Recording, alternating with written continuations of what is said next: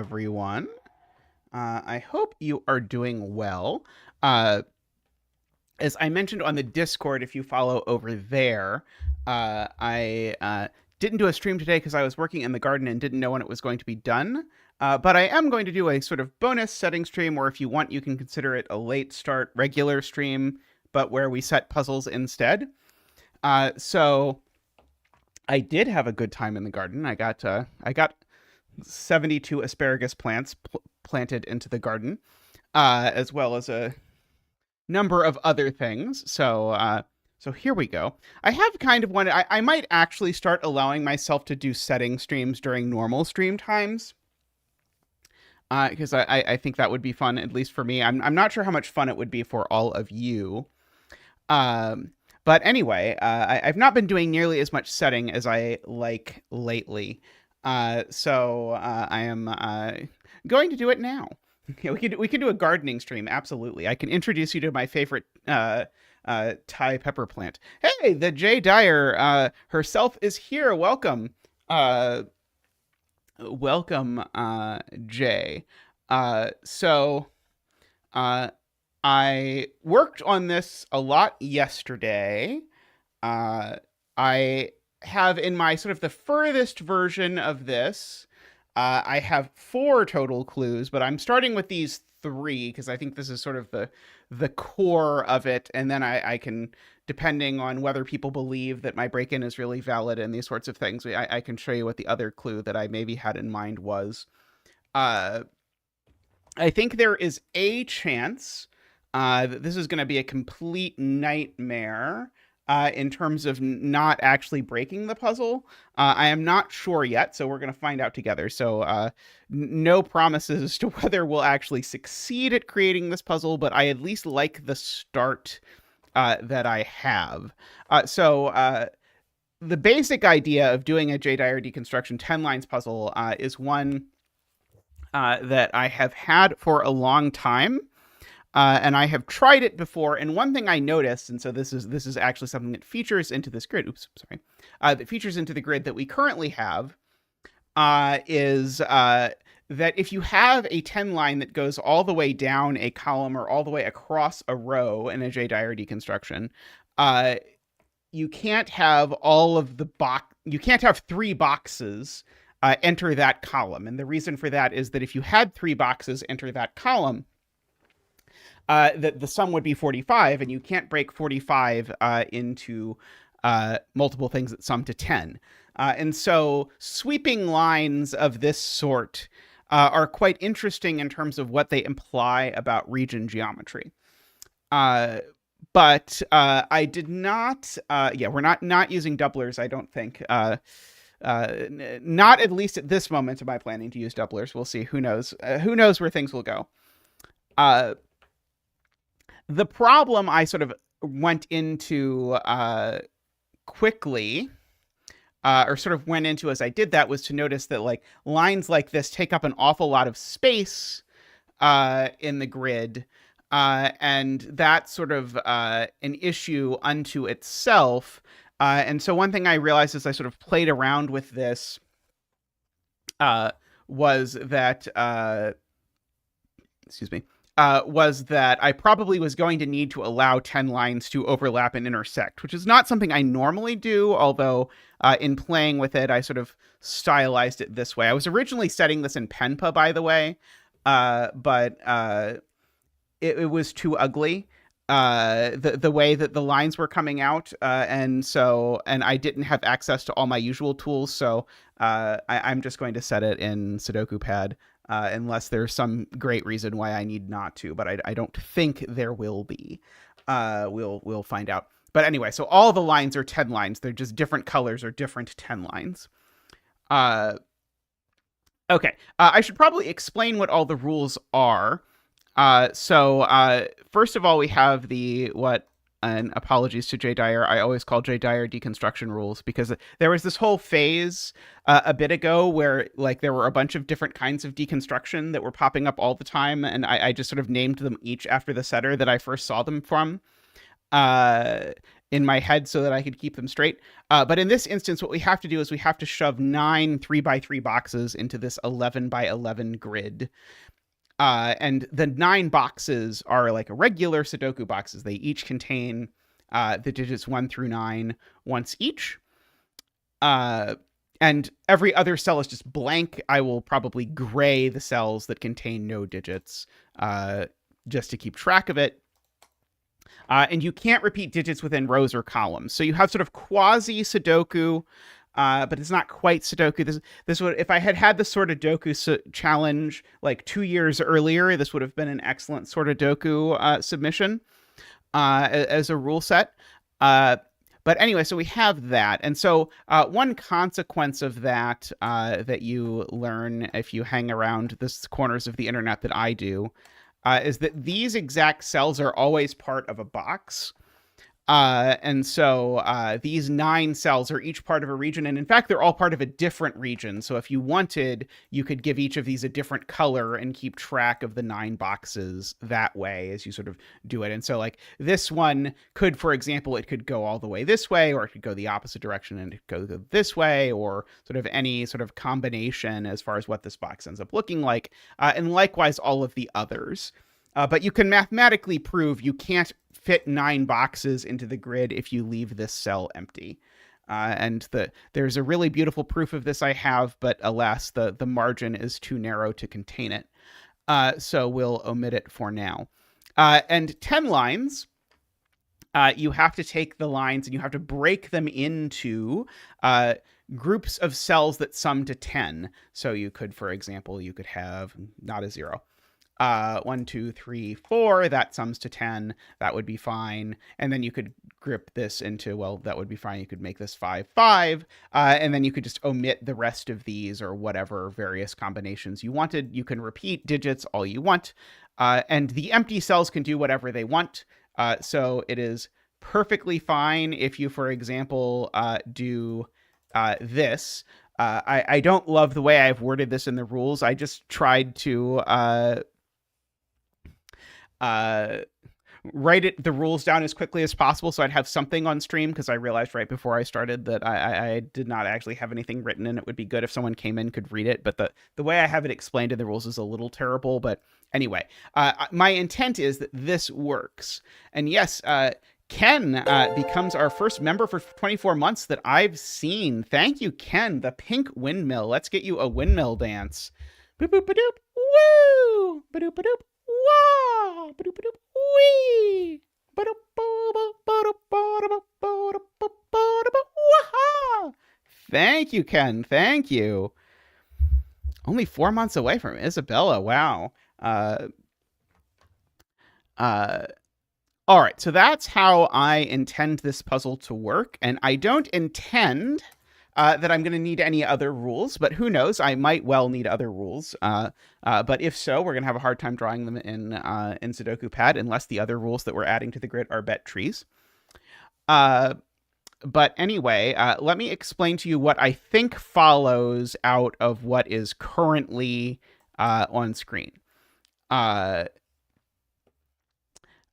So first off, the thing I intend to be noticed is that this cell can't be empty. Because if this cell is empty, it has very bad implications for row 3. So first of all, I should note, if this cell is empty, this cell's also empty because there's no way that you can fill this cell and not this cell. But now we, in fact, have the 45 problem that I mentioned before, where because of the theorem, these boxes that slide back and forth across here, well, their digits sum to a total of 45, but that's a pretty big problem because of the fact that 45 is not a multiple of 10, so it doesn't work. So this cell can't be empty. And so, therefore, I know this box, at least it has to slide all the way over to here, is my intended first observation. And now, ostensibly, uh, this cell could be in or it could be out, and they have different implications. However, if it's in, which it is, then one thing happens. But let me show you what happens if it's out. If this cell is out, then now this box does this. Of course, all of these are out. But now what is happening in the world is that this row now needs to sum to, well, the digits on the 10 line need to sum to a multiple of 10. So they need to sum to 40, which means that this digit's a 5. And further means that the rest of this row is just 4 two-cell 10 sums. But that world is broken because that means these two cells and these two cells are both two-cell 10 sums, which means these two digits are equal. So that is sort of one of the things that this red line is doing here, is saying this is not the world that we live in, the world where yellow goes only down. So that means yellow goes up at least 1. Like that. And now we have to think about the 45 math again, as we think about what's going on this long line. So a really important thing to note here is that how many digits are actually on this line. The answer is that there are 9 digits on this line, right? And the line sums to a multiple of 10. Well, that multiple of 10 can't be 50.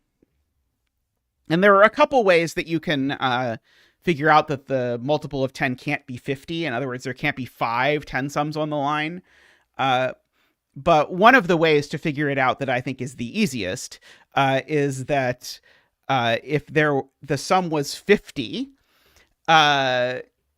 then we would need a 1-cell 10 sum. And so that doesn't work. I can't have a 1-cell 10 sum. So the sum is 40.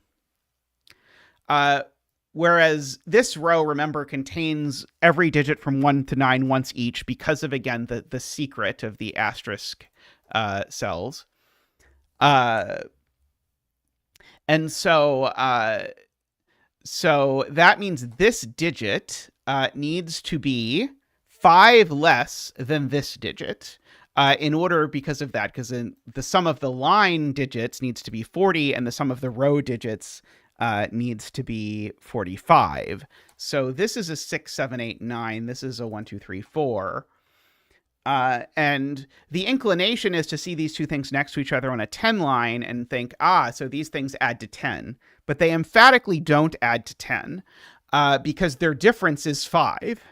And two numbers that differ by 5 add to an odd number and not an even number. So these don't sum to 10, is the important observation here. Okay. MicroStudy in chat, by the way, welcome MicroStudy. But MicroStudy asked, so deep cut into the zetamath lore, back when, in fact, very close to this time last year, I did a 24-hour stream as sort of a fundraiser for Us Moving. Plus also, I'd always wondered if I would survive doing a 24-hour stream. And as part of that, I set a J-Dyer deconstruction of odd-even bridges, which we did together. MicroCity asked why it wasn't published. And so as it happened, when I went and tested it, all the clues we'd added at the end broke all of the cool deductions from the beginning. So the last half didn't really work because it sort of broke the entire first half, and then I didn't quite know what to do with it. And then I forgot about it, and then it was now. That's basically the story of what happened there. So it wasn't quite... it was going to require really substantial changes because the parody party clues we used to sort of resolve the digits, which were really cool, also broke all of the beginning logic, and it was very sad. Uh, okay, so now we have, I suppose, nearly understood what I think there is to do this. Uh, but Eckbert has the next point, which is that means this is part of a 3-cell 10 sum. And so there's a real problem with 3-cell 10 sums in a column with a giant 10 line. And that is a 3-cell 10 sum within a row or column has to break 3 ways to sum to 10. Because if your 3-cell 10 sum, this is the way I like to think about it, but different people explain this different ways. If your 3-cell 10 sum doesn't break 3 ways to sum to 10 in 2 cells, then 2 of the digits in your 3-cell 10 sum to 10. And that does not that does not work. So that means that I certainly can't have 2 3-cell 10 sums within a column. But indeed, if I have a 3-cell 10 sum in a column, then I have at most one more 2-cell 10 sum. But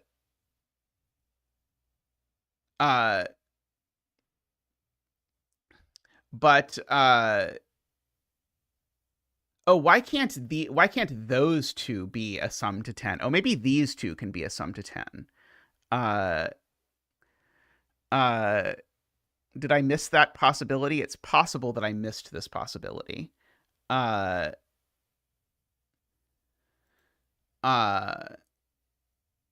that actually possible? I think I thought I had disproved that, but oh, it's so sorry. So no, I have not disproved that yet. But what I have disproved is I've disproved that yellow goes down. Because if yellow goes down, I now have 2 3-cell 10 sums in yellow.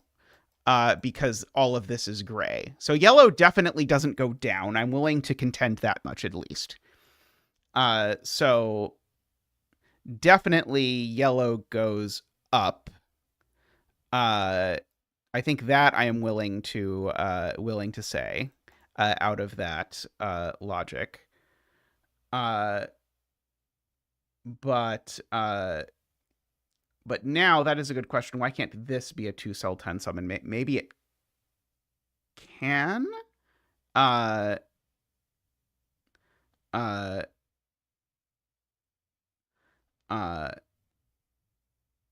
Let's see. But we at least get this far. Setting is really just solving a puzzle that doesn't exist yet. Although I'm currently going over what I remember of setting this yesterday. So this is sort of a weird combination of solving the puzzle and remembering what I was thinking when I set these clues in here. So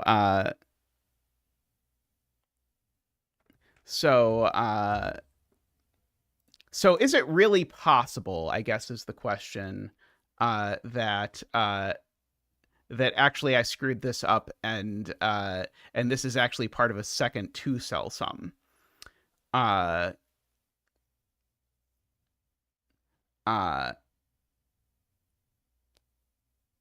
Well, assuredly, this has to be part of something. That I 100% agree. If this isn't part of something, then that's not part of something. Yeah, so like if this is not part of something, that definitely breaks because that definitely forces 2 3-cell 10 sums, and that doesn't work. So this is part of something, and I can go ahead and make this blue like that. It is true, right? Writing is not reading a book that doesn't exist.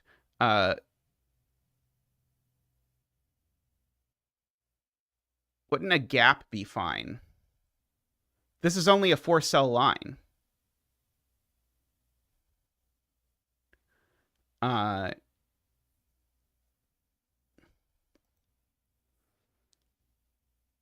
Oh, gap in column 1. Oh, right. Yeah, you're right. This could be a 3-cell line, and this could have a gap. Oh, wow. Yeah, that's true. That's horrifying. Uh, I think, yeah, at least as far as what I've said, I think you're right. That is very possible. Uh, uh, okay. But yeah, we can think about, does this need to be part of a 10 sum involving a 5? Because it needs to be part of a 10 sum involving a 5 in row 3. It's not clear to me if this is part of the 10 sum that involves a 5 in row 3 or not. But because this is a 9-cell 40 sum, it's 3 2-cell 10 sums and 1 3-cell 10 sum, and there's a 5 in it, so the 5 is in the 3-cell 10 sum. So that is true.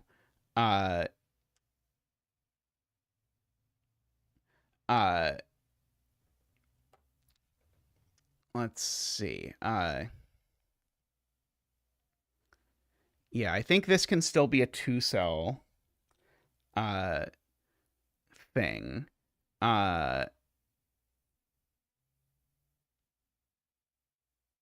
Yeah, the low digit associated with this is part of the length 3 sum to 10.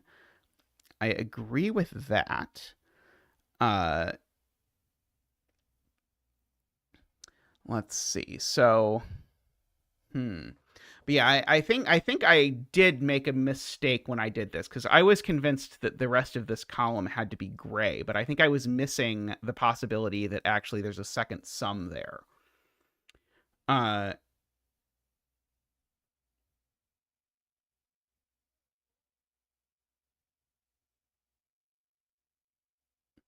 uh, I agree with that, Garion, although I don't think this digit has to be part of the 3-cell sum, does it? Or is there a reason that this has to be part of the 3-cell sum? Or could it be the other 1, 2, 3, 4? Because there's a copy of this digit in row 3 somewhere. Uh, uh, uh, oh, the digit wherever it is in row 3. Got it. Yeah, agree. Uh,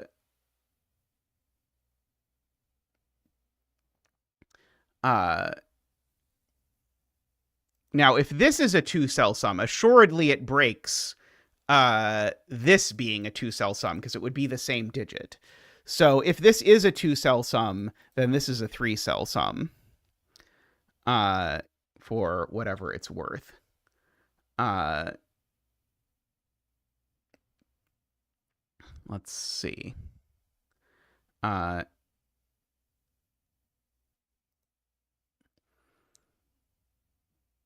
I don't think we've proven the red line isn't a 4-cell 10 sum yet. Although the other clue I was contemplating adding would definitely do that, because the other clue I was contemplating adding was this. Like that? Yeah, like that was the other. No. No, that's it. Yep. Oh, sorry. This, but one more. That was the other one. I was contemplating adding to the arrangement of lines. Let's see. Garion believes these two have to sum to 10. That would be very interesting. It would interestingly be different than what I concluded had to be the case, because I was convinced. Oh, actually, I wasn't convinced when I was working on this yesterday. But let's see. Can we convince ourselves in a reasonable way that these have to sum to 10? And that it can't be like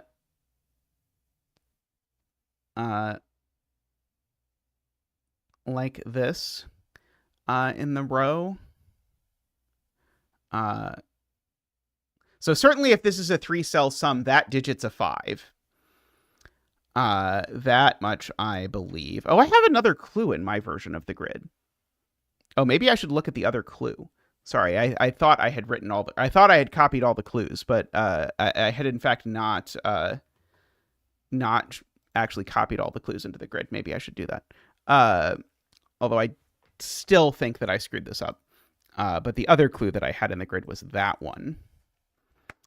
But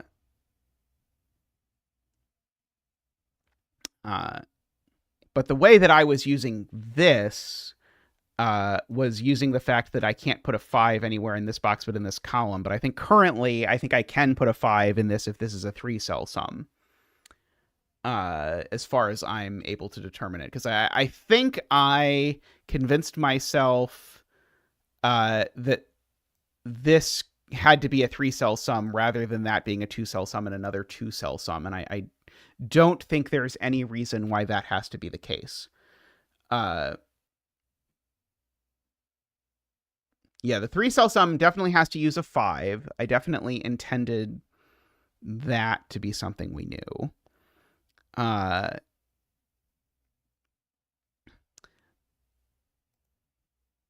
Let's see.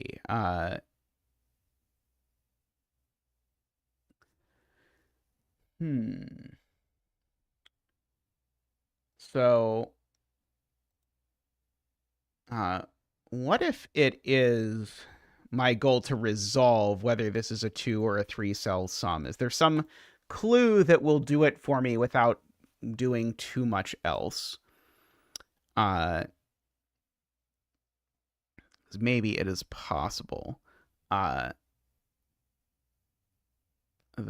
there is. Because I do kind of want to actually force the deduction that this is a 3-cell 10 sum. That is what I would like to do, rather than the possibility that this is a 2-cell sum and then another 2-cell sum. But I'm not quite sure how to immediately force that.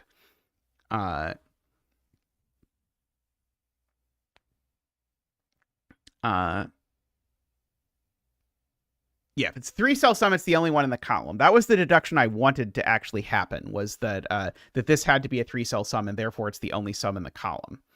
And therefore all of this is blank, and then lots of other stuff sort of follows out of that, because then this has to break up because you can't have two 3-cell sums in the same area and all that sort of stuff. So it was intended that was a natural following of what we've done so far, but I don't think it is in fact a natural following of what we have done so far.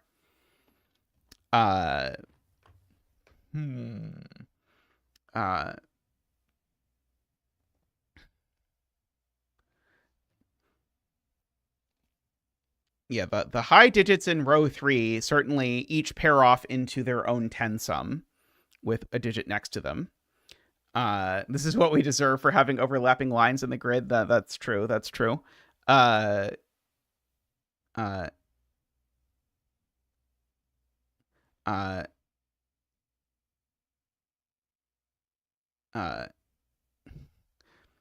God, no disjoint, no disjoint.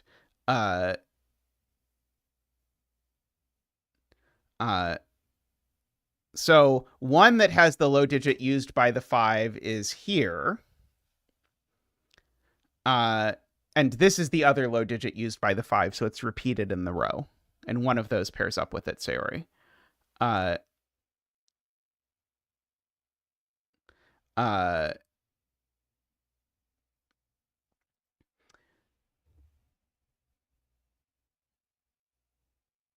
Let's see.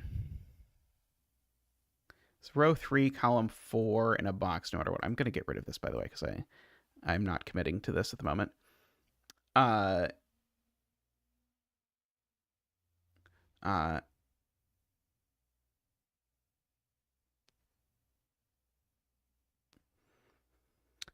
Let's see. I don't really like giving given digits in JDIR deconstructions if I can avoid it.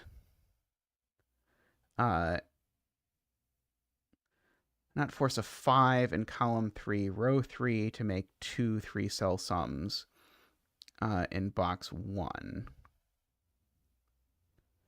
I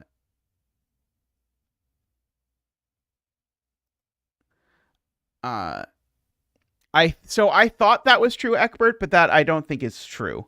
I think this can be empty. Because I think I missed a possibility when I thought about this. Now, here's an option. I could make this blue line shorter.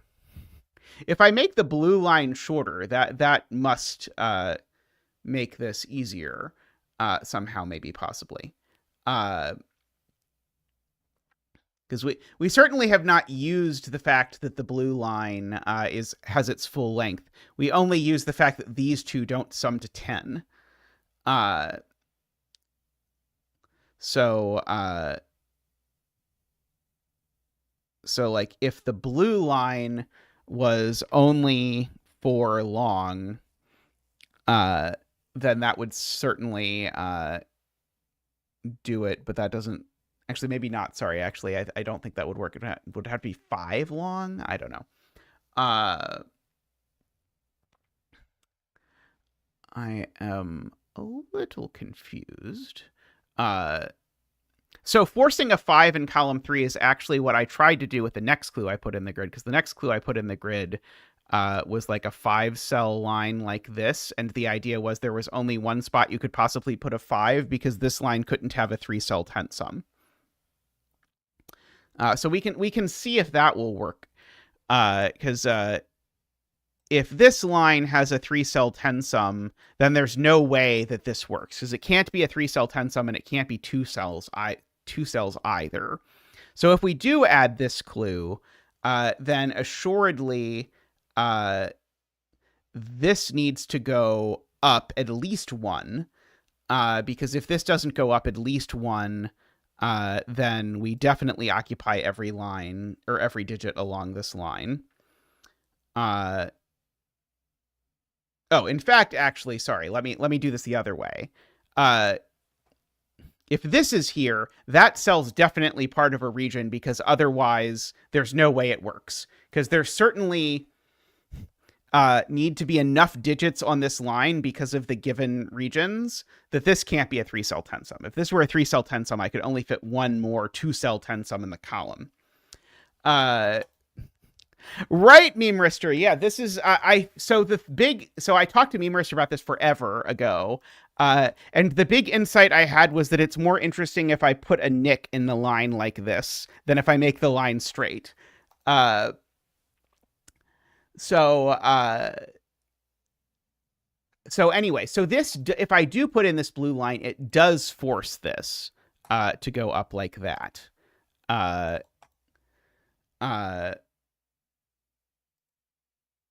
And so that actually does force that this is really divided in that capacity for whatever it is worth. Was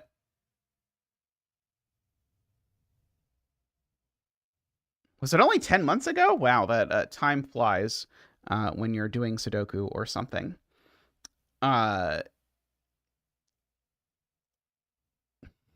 Poor Uno. Yeah, we'll get Uno eventually.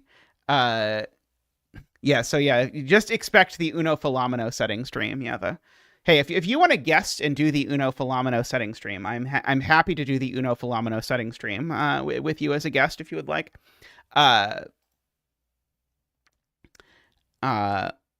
Let's see. So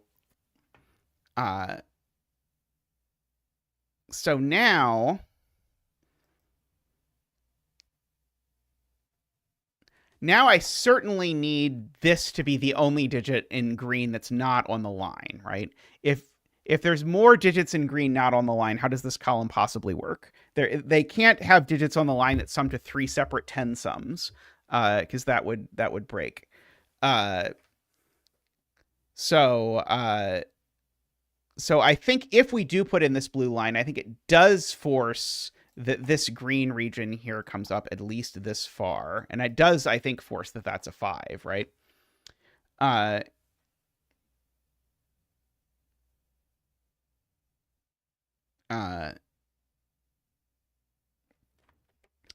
Uh,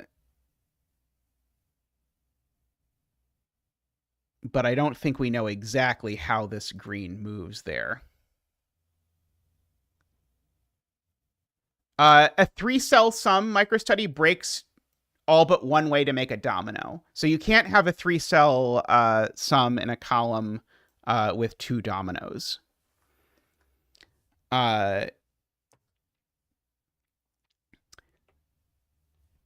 Let's see.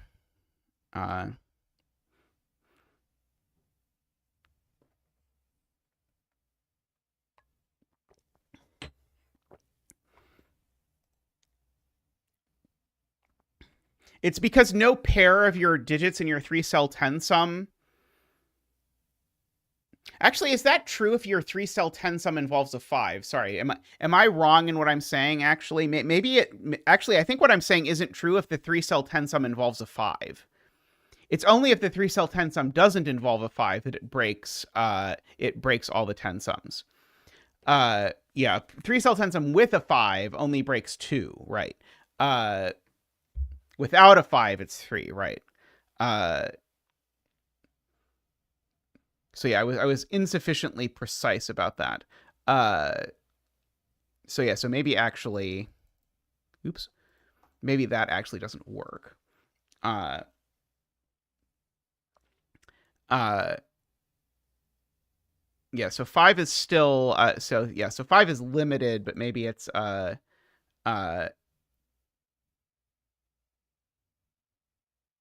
uh technically it breaks 3 ways if you include 5 5. That's true. Uh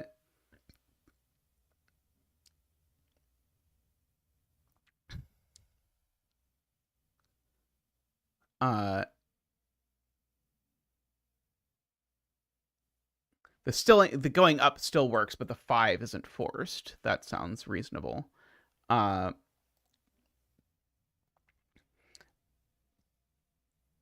let's see. Yeah, I want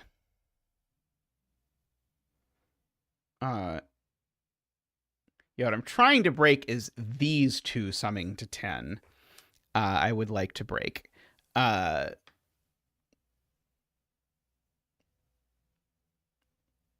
I don't immediately see how to break that.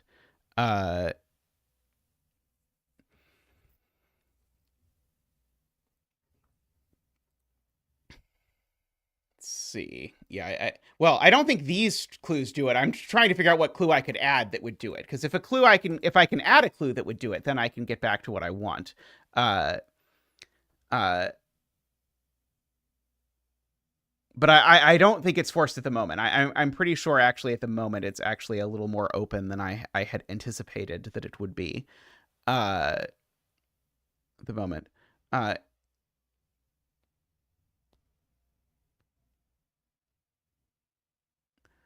uh,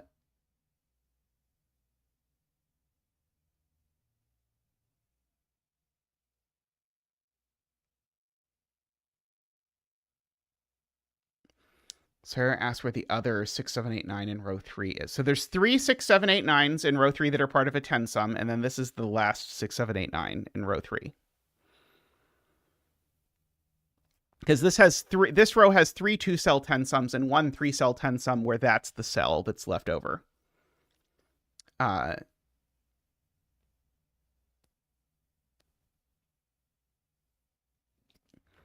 uh,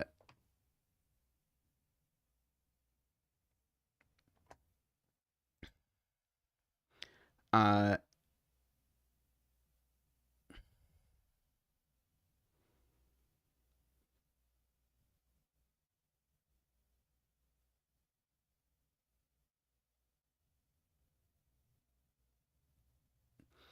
uh, yeah, if these two are a pair, then this is certainly a trio. That is correct. So if these are a pair, that's a 5. Uh, I guess unless that's a 5, technically, maybe I have missed that possibility. Uh, uh, What do you mean by it needs to be continuous, Storm Climber? Uh,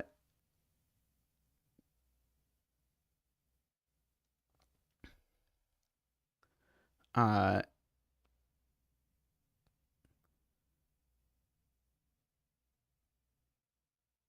this, uh,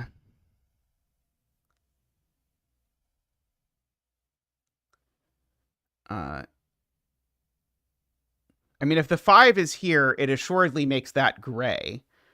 But is that a problem? Uh, uh, I'm not sure, unfortunately, that it is a problem. Uh,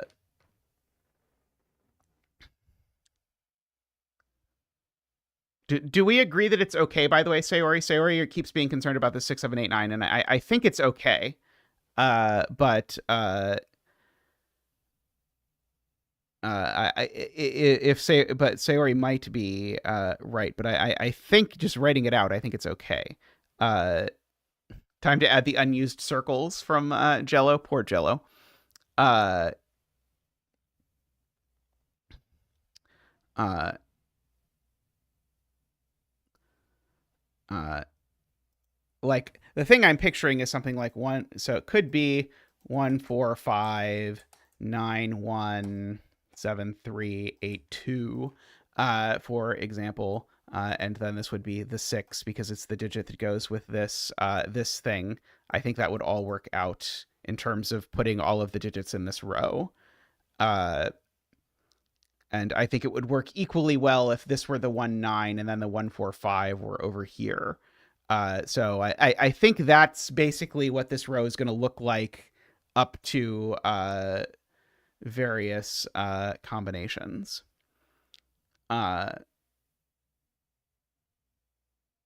It's broken in yellow. Oh, because I put the 5 here. Uh, I was only concerned with where the digits were in row 3. I wasn't claiming anything. Uh, uh, about this. Uh, uh, but yeah, I'm not enthusiastic about 5 being there.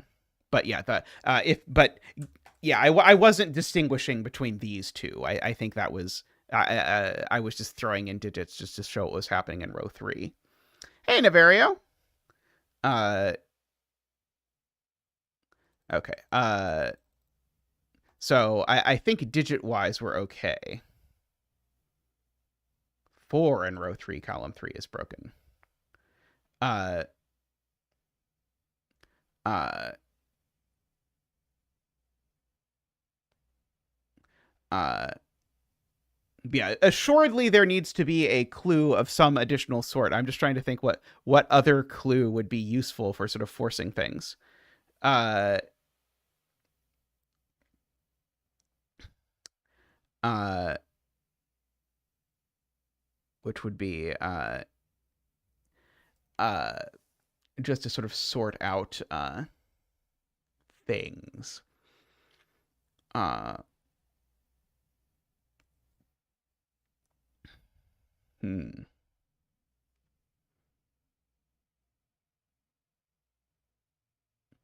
But row 4, column 3 could be 6. Uh, I don't think a given digit is the correct choice. Uh, Generally. Uh, so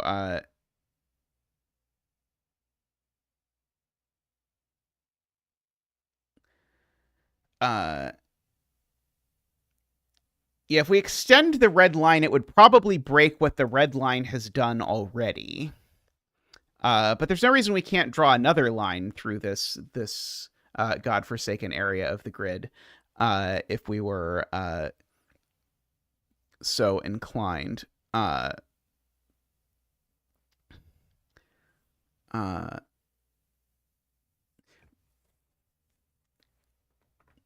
uh,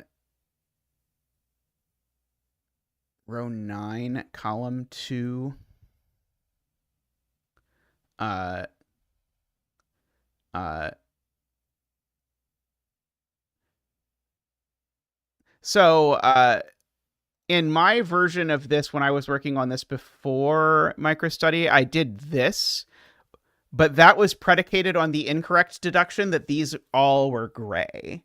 Uh, which was the sort of the interesting. I think the restricted universe is the one where these are all gray. That is where this is a 3-cell 10 sum. That's sort of the world I would like to put myself in, but I can't quite see how to do it uh, without without doing anything too crazy. Uh,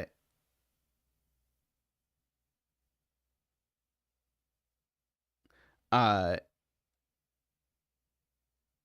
the gray line from row 2, column 1 extended to row 1, column 1. Uh, oh, that's interesting. Uh,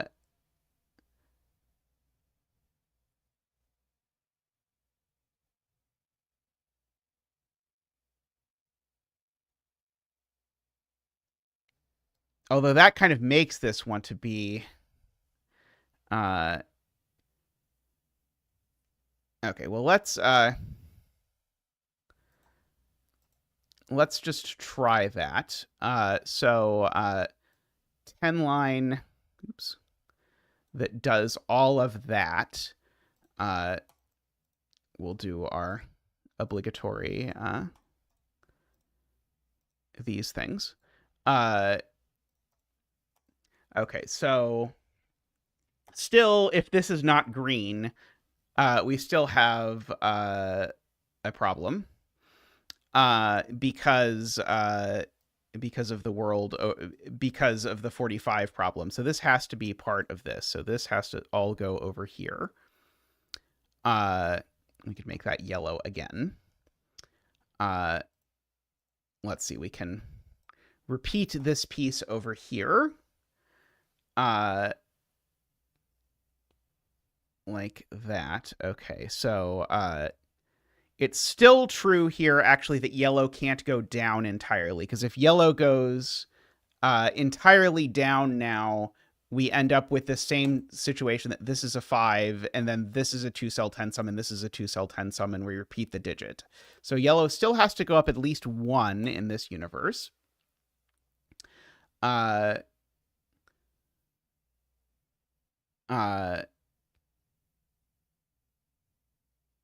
But now now the question is, does yellow have to extend up again or not?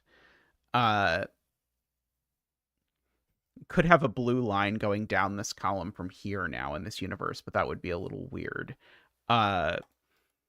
But now the math here is a little bit strange, because the piece of math that we've broken is that these two differ by 5, because they no longer have to differ by 5.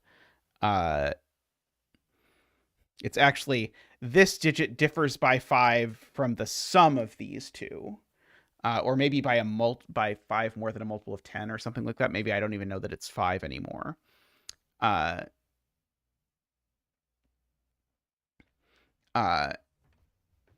But yeah, maybe the point is, I think I might want to keep this line the same, but I think I might not want to use the blue line as my next clue.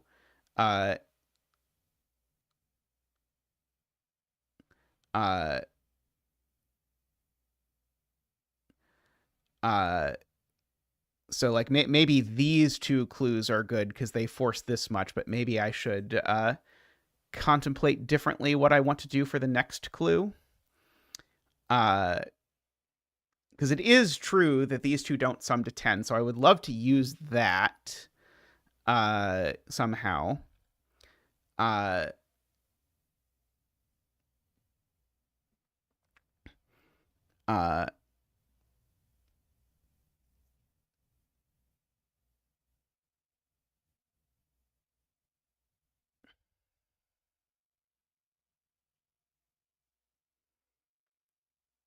So what does that do if I just have the blue line stop here? Because these two still don't sum to 10. it's still true, I think, that this is a 1, 2, 3, 4. This is a 6, 7, 8, 9, and these differ by 5. And these two don't sum to 10. Maybe the problem was letting blue go up there at all.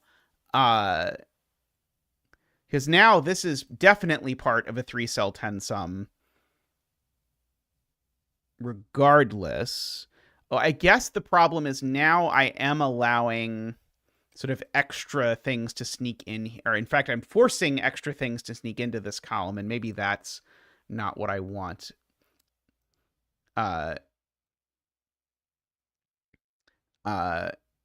Yellow going down, though, still doesn't work. Because if yellow goes down, now this is a 3-cell 10 sum, and this is a 3-cell 10 sum as well. So yellow still goes up for the same reason as before. But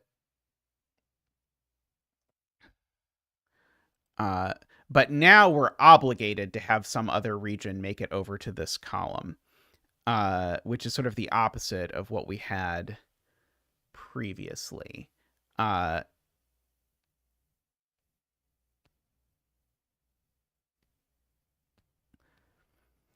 So yeah, it forces something else to enter column 3. And maybe everything enters in column 1, and then this is just a 5. Oh no, sorry, that doesn't work. Not everything can make it to column 1 with this being a 5, because again, this is not a 2-cell 10 sum. This is a 3-cell 10 sum. So we've got our 3-cell 10 sum, and then a domino, I guess, is what we have to have in column 1. Hey, Ballfly!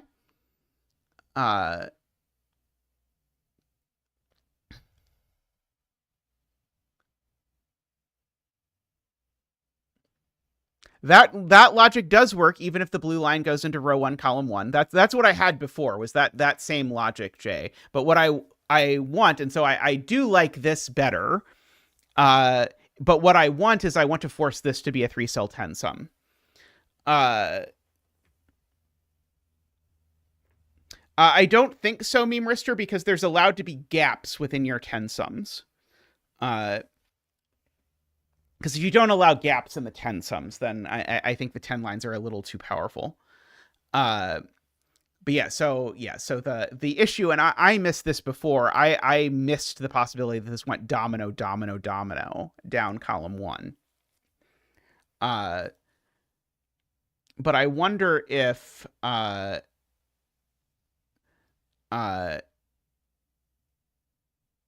there is some length of this blue line that would force this to be a 3-cell 10 sum.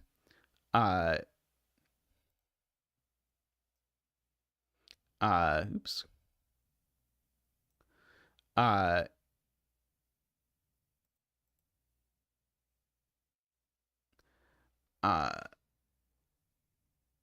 Put a cute 2-cell 10 line. Yeah, that's the thing, is like I want you to have to like work to get that the yellow goes over here and up, so I don't want to like add a like make blue a 3-cell line, and then not actually then that like completely does all of the work for you.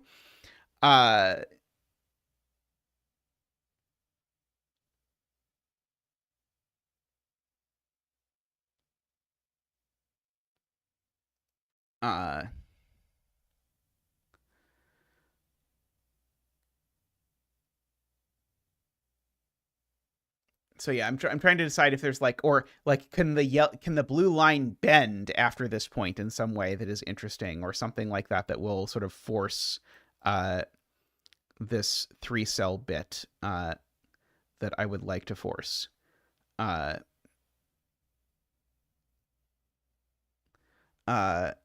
will be shocked if there's not a 5-5 line in this. It seems unlikely that won't that won't happen. Hey,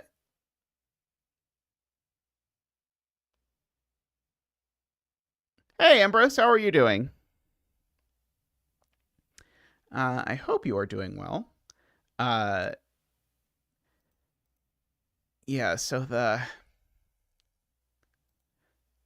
Really long line with a 5 at each end and nothing else sounds perfect. Young Dragon, for the longest time, had a line with like 7 ones on it or something like that. It was ridiculous. It might have been like 7 ones and twos or something. It was very nice. Oh no, I'm sorry to hear that, Ambrose. That is not a... Broken ankles are not a good thing. I'm glad you're recovering, though. Let's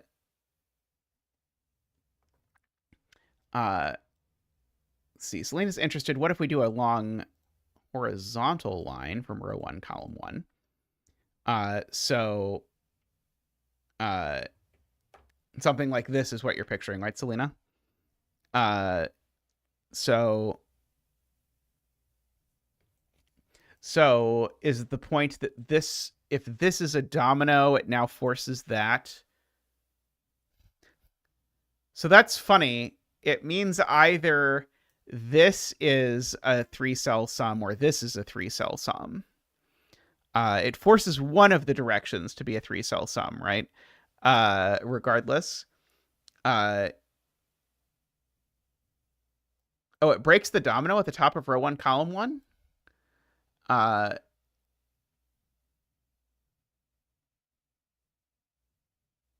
Does it? Because if this was a domino, I would need this to be a 3-cell line. But what's wrong with this now being a 3-cell line, with that being a domino? I would need the sum of these 2 digits to be those 2 digits.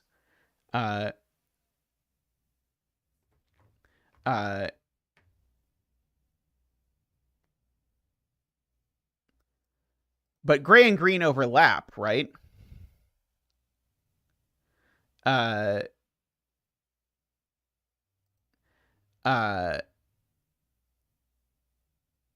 this, in the version where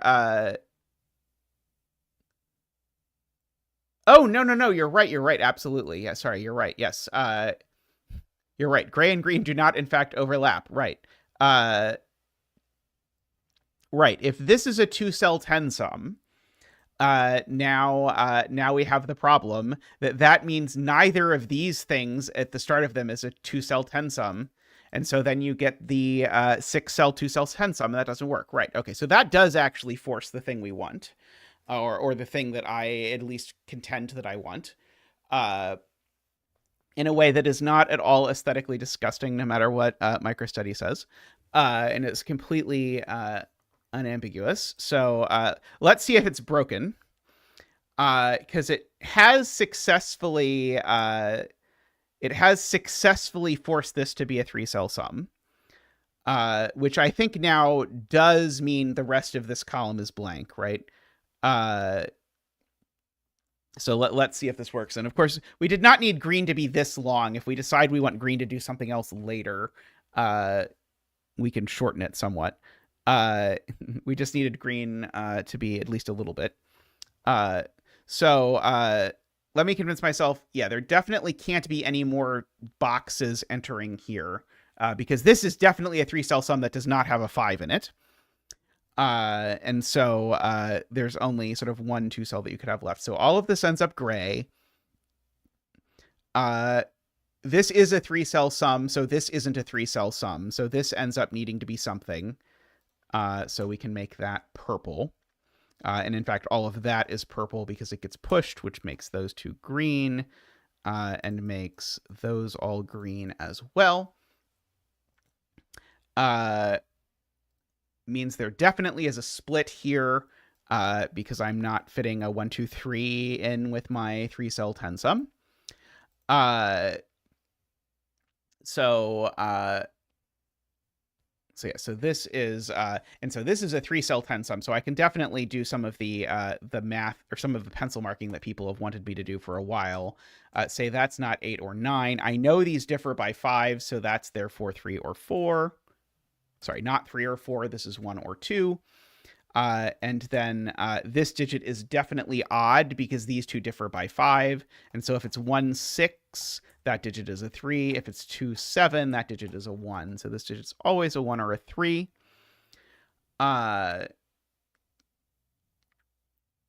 And so now we are back to closer to the deduction that I had previously wanted. Uh, I don't think I know that this isn't a 2-cell tensum, do I? Or I know it is or isn't, I don't think. Martin thinks it places a 5 here. Well, certainly there's not a 5 there. Certainly there's not a 5 there. So at the very least, 5 is definitely in this column. And so we can do something with that, perhaps. Uh, uh, that does also concern me, Jay. I am quite concerned that it's going to turn out that this giant clusterfuck is going to be not quite sustainable. But we shall endeavor to find out, I suppose. Uh,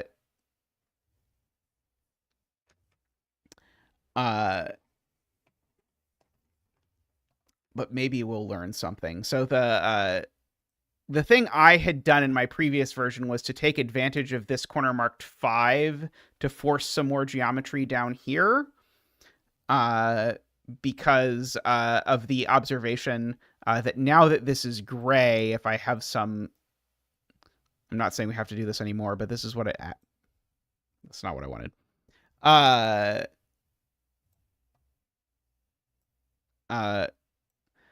Something like this, where for the previous version, this needs to come here, but now this can't be a 5, and so that means actually the green has to take that cell. So if I put this line here, it does at least force this box in this direction, which is interesting in that it gets us some graying.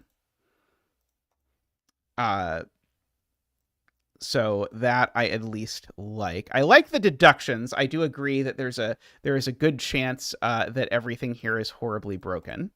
I accept that possibility.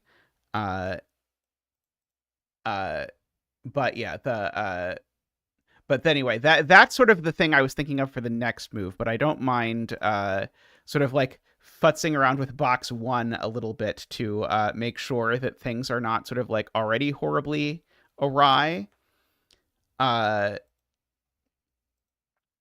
So I don't think we know if this is a 2-cell tensum or a 3-cell tensum. Let's see. Yeah, and if this is definitely a 2-cell tensum. This is a weird Ouroboros of stuff going on up here. Let's see.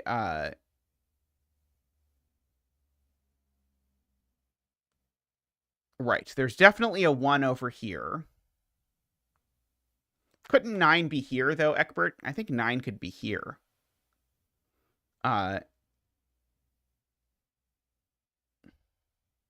Yeah, row 3, column 3. Tragically, I think it can just get away with being 9.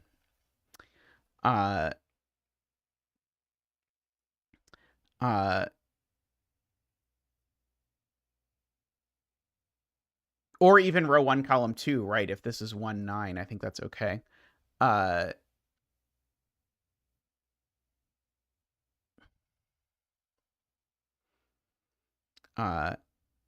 Okay, so if this is 1, 2, 7, then we know this domino is 4, 6. And if this is 3, 1, 6, then we know this is 2, 8. So we know these are always even at the very least for what this domino can actually be.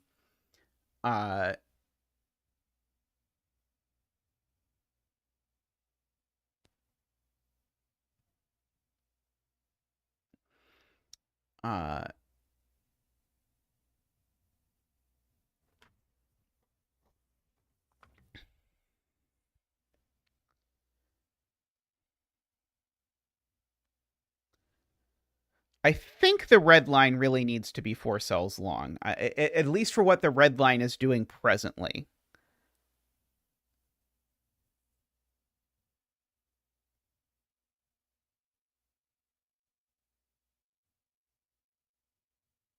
Let's see, I mean, there's definitely some weird shenanigans happening with sort of like, I think both.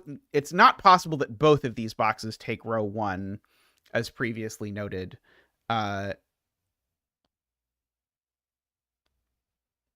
That is true. We do know this digit is odd. Uh, it's definitely not a 4 cell sum. So yeah, so this digit's definitely odd. Yep. So 3, 5, 7, 9, because it's not 1, because we know there's a 1 over here, for what it's worth. Uh,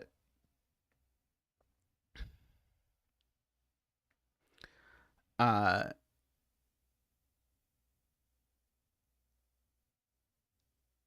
let's see. I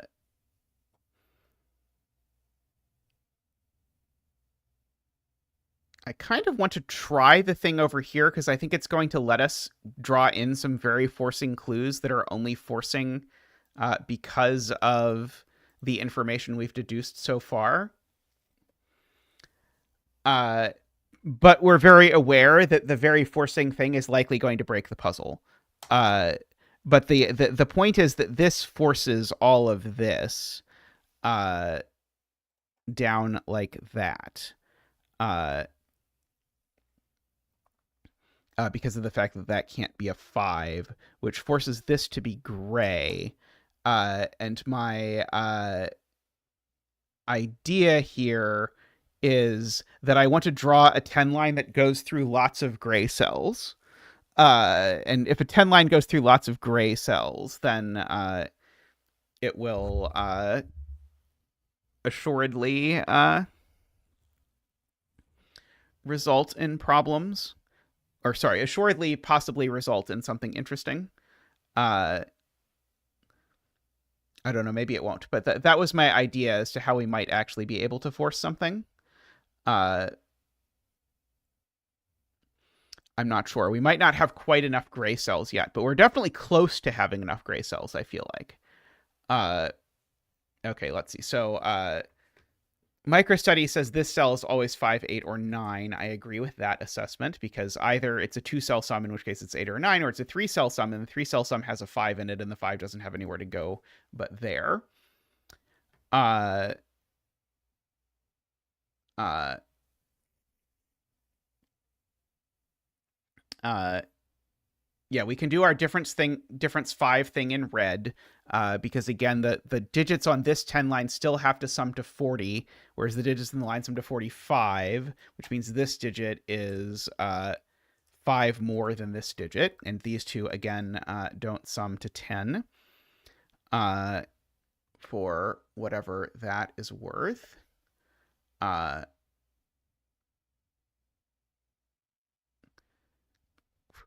uh, I mean, I suppose if we put in a line that does this exactly, it forces red to go up and forces purple to go right, and at least creates a pretty picture in terms of how the box shapes go, which is not nothing. Because I know that is what MicroStudy is probably most concerned about, is making sure the boxes are sufficiently randomly distributed. Uh,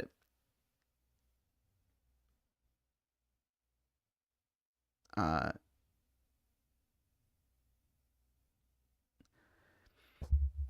something like that is what I was contemplating, some form or another.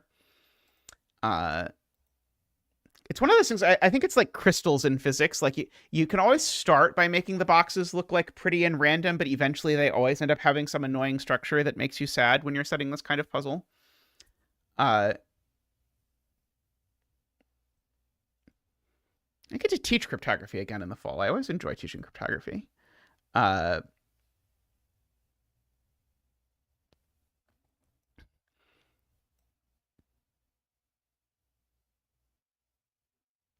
uh, Hmm. Da, da, da, da.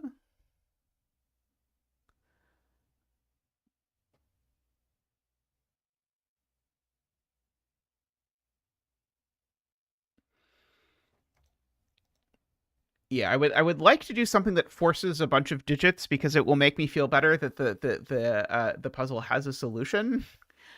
Which is my biggest concern is that it's going to turn out that the puzzle does not have a solution if we are not careful. Uh,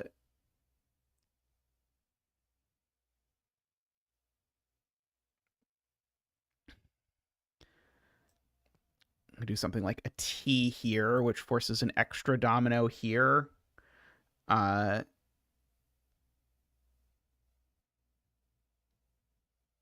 can we force a 3-cell in row 1? We might be able to. It would be pretty exciting if this were also a 3-cell, because it would mean these two had the same sum as these two. Uh, I don't know if that's broken, though. Uh, uh, through row 9, column 2, and row 8, column 3, 4, might do something interesting. Uh,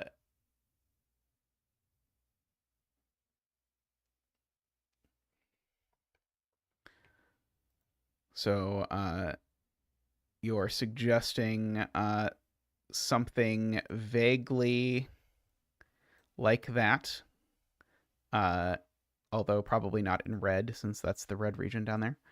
Uh, uh, and maybe like crashing into this line in 2 places just recreationally.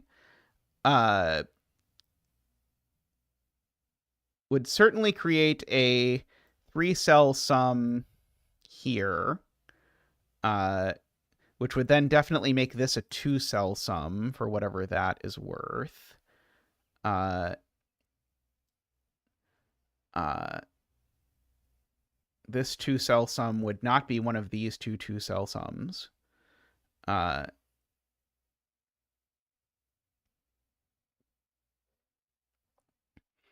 God, what if this now like snakes into purple? Would that be interesting? And so that would make this a, like if I did this, oops,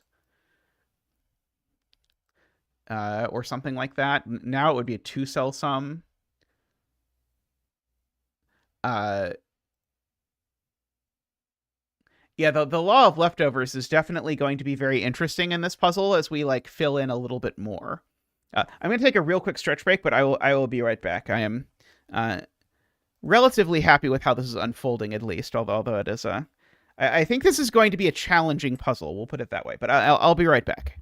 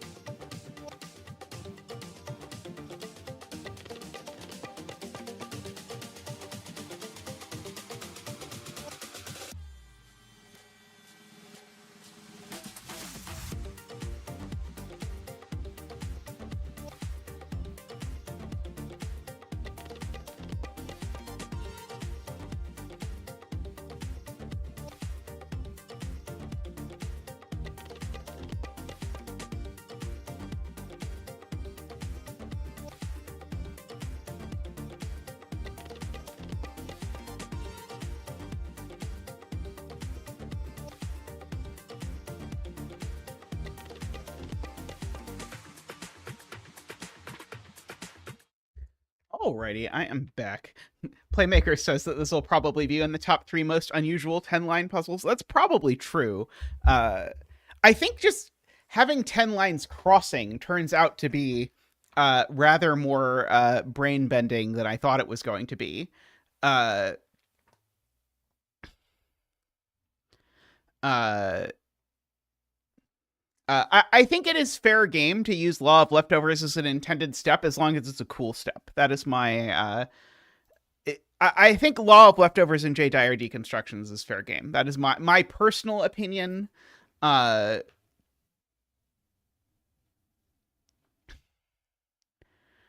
row 3, column 2 is not row 4, column 3. Feel free to do whatever with that.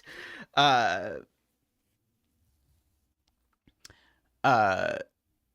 let's see. Yeah, I have no idea how successfully this is going to turn out. Given the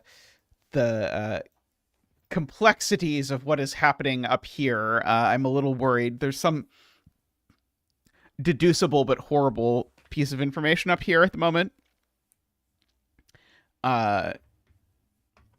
Let's see.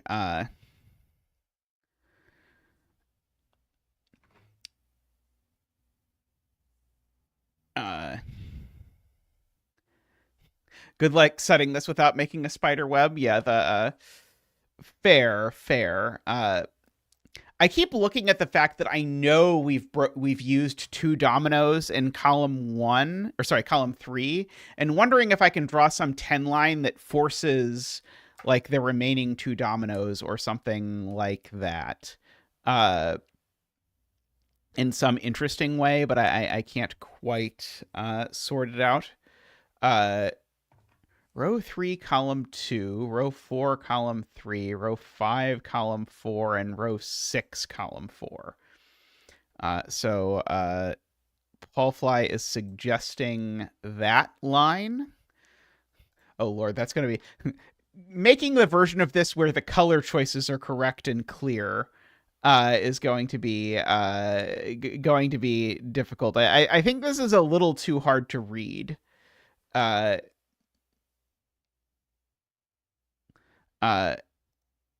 One that extends from here to the right. That is possible. That we could sort of draw something extending over here. Mr. doesn't believe this can be a 7.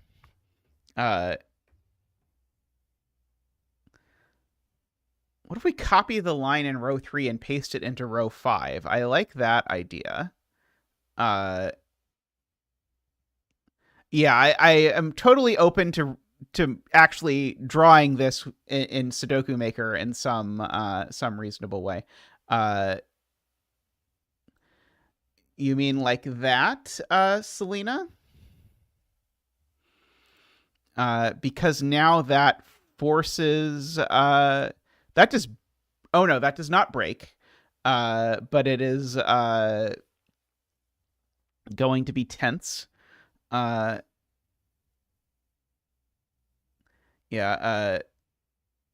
This is just the setting version of this. Can Sudoku Maker do J. Dyer deconstructions? I don't actually know that much about what Sudoku Maker can do, but I am aware that after I'm finished this puzzle, I'm going to have to spend a while drawing it until I'm happy with what it looks like.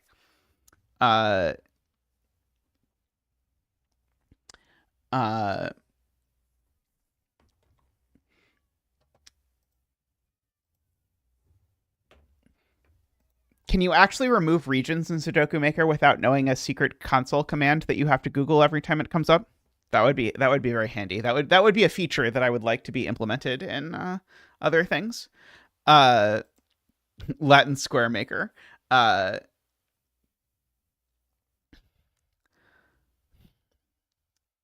this is a little bit more interesting in this row, I think, but maybe not quite. We have this down here. Yeah, if we want to do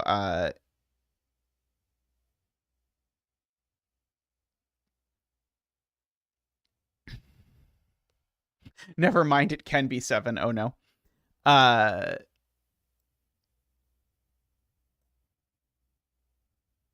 yeah, I was thinking about like earlier I was playing around with vertical lines in this column uh, that might like force fives or something. Uh,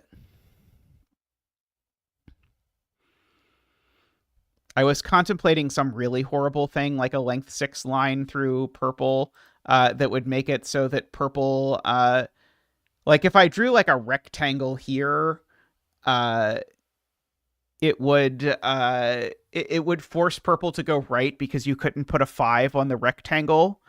Uh, and you can't put a 5 in this column either. Uh, but if I'm going to do that, it had better have a really good reason why it is that I am doing that with my life. Uh, could be like a 2, I suppose, like that, or like a 5. How about that? How about a 5 that rules 5 out of that forces purple to go this way? Uh, and then assuredly forces this digit to be the same as that digit. This has a little bit of potential because of the way it interacts with that thing. Like this actually, the way that these interact actually forces the division of this line, because with a circle like this, you actually can't possibly make it like 2 3-cell lines, for example.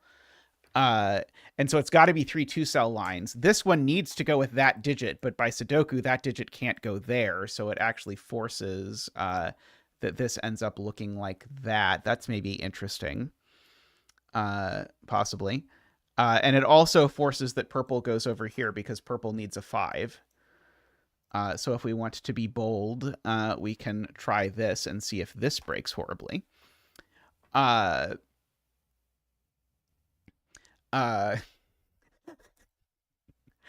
a pencil mark. I will 4, 5, 7, 8, 9 for that. So we've used now 3 dominoes, provided that this doesn't break, which seems incredibly optimistic to infer. But assuming that somehow, inexplicably, this doesn't break, we have 3 of the dominoes used in column 3. We have this gigantic amount of gray.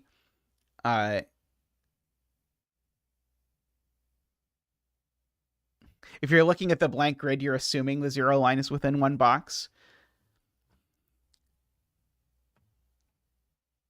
I mean, that's the thing about 10 lines is like 10 lines are just like an amazingly weak constraint in that like without a great deal of effort, they do absolutely nothing.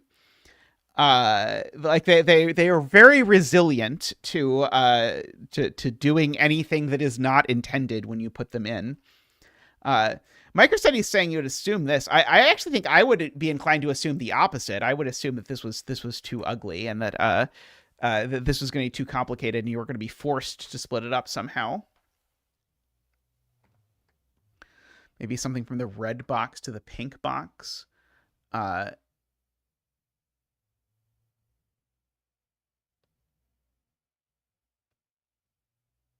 see.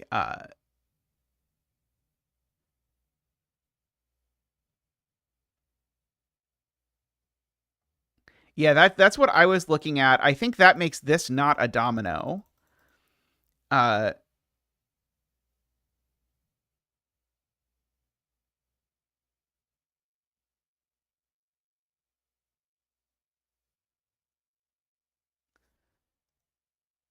Doesn't this mean row 5, column 3 equals row 3, column 3? No, these two are the ones that are equal.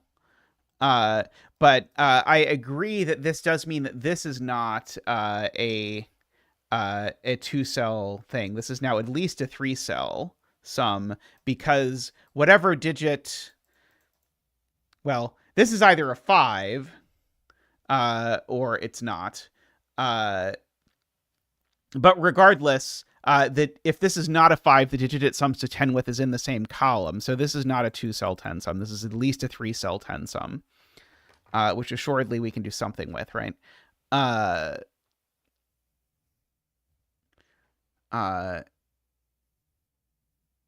Yeah, because this column, right.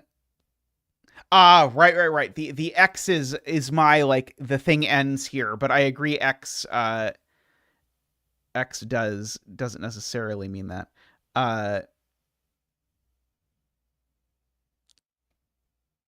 Does that place 5? Do I know that it's not one of the other 2 10 sums there? That's here, and then there's a 5 and the other digit over there. I mean, it would be nice if the 5 was there. And I do know these two differ by 5, in case that ever becomes relevant.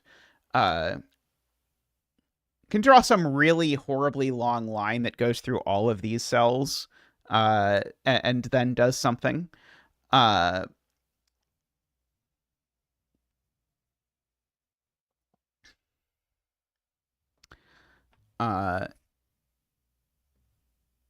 Isn't the 3-cell sum with a 5? How do I know the 3-cell sum is with a 5 and not without a 5?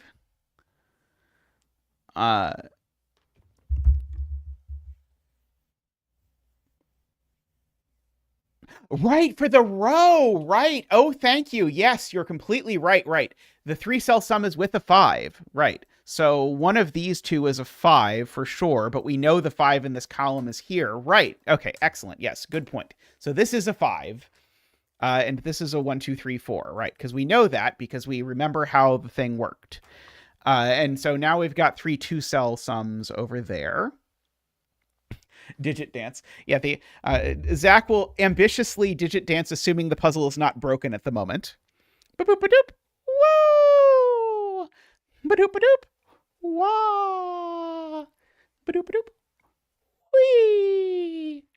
Ba-doop boo-doop boo-doop boo-doop boo-doop boo-doop. Hope dance. There we go.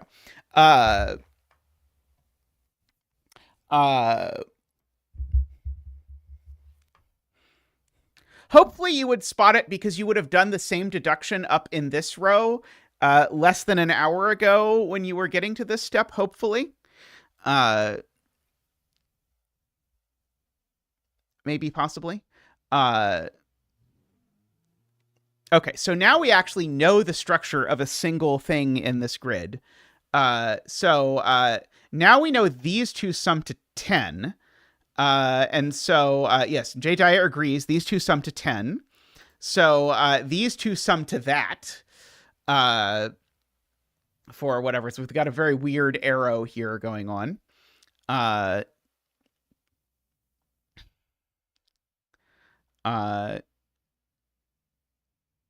And I do know, for whatever it's worth, that those two are the same digit. So that digit in red is over in this column for whatever that is worth.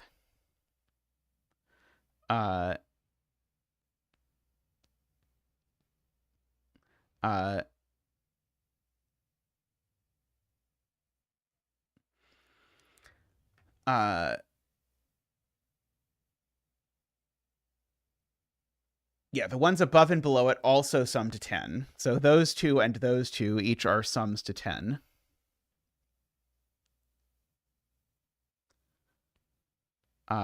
Or both below, yeah, could be those two, yeah.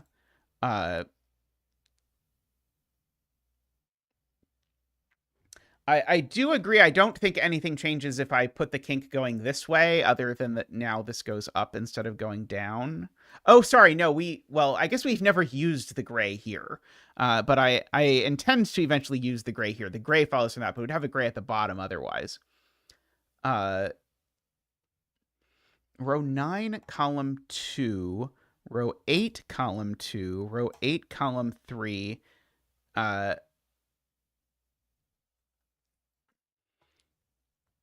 last cell would be in a region.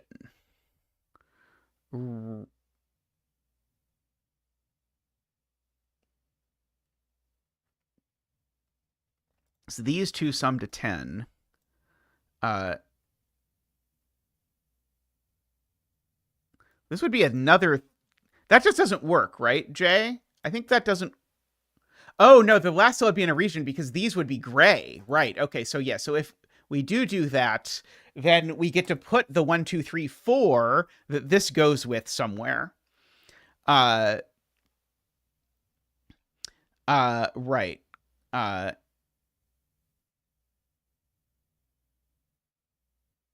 so, uh,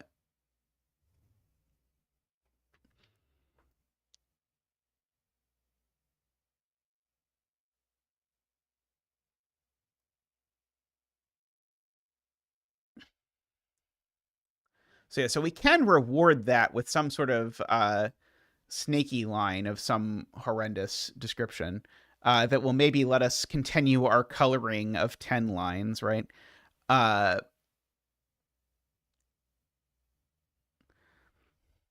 like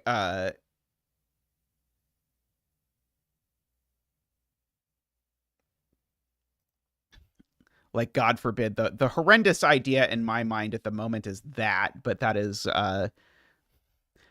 maybe more horrendous than it technically needs to be, or maybe it should go that way. I don't know. But it would let us sort of pair up that these are the same and then these two are the same. I don't know if that is a positive or a negative statement. Uh,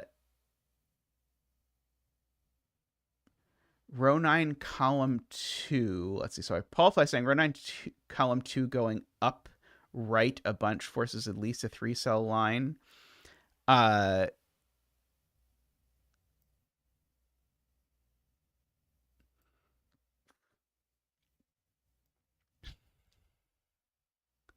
uh,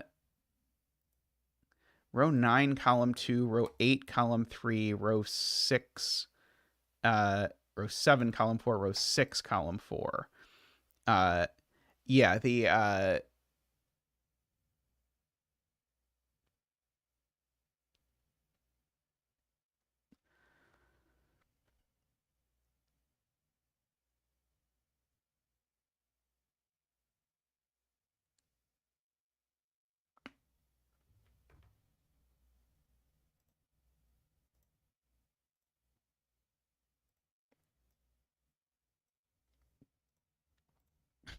do I know that red doesn't go up in your version, Jay?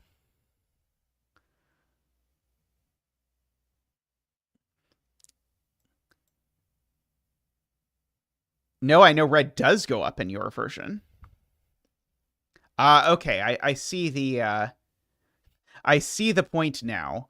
Uh this now has to be a digit. Uh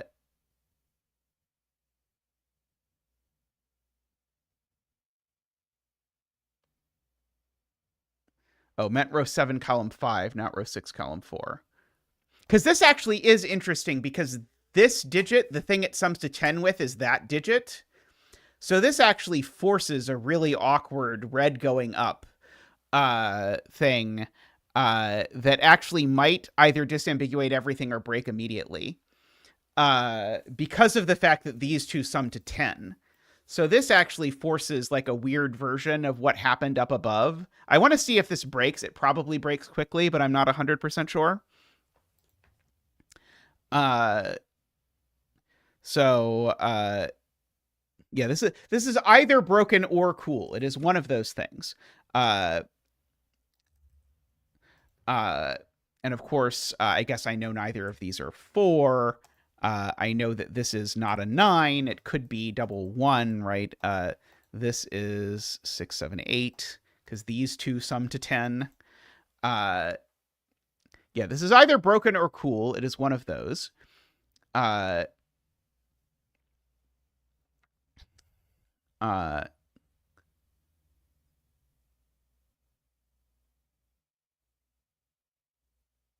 oh, 7, 8, 9. Sorry, 7, 8, 9. Thank you. I can do math. Uh, yeah, so these two sum to this one. So this one is not a 1 at the very least, which I guess I knew because I knew that one wasn't a 9. The 811 universe is very cool. And this digit is the sum of those two, I suppose, as well. 78. Oh, I guess this digit is the same as that digit, I guess is the point. Uh, uh,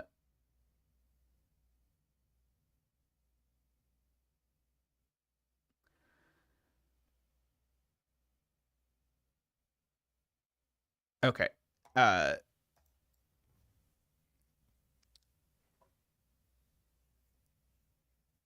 Are you assuming that these can't be 2 and 2 microstudy? Yes, 622, I think, is possible. Uh, uh, you'll crush it, microstudy. Uh,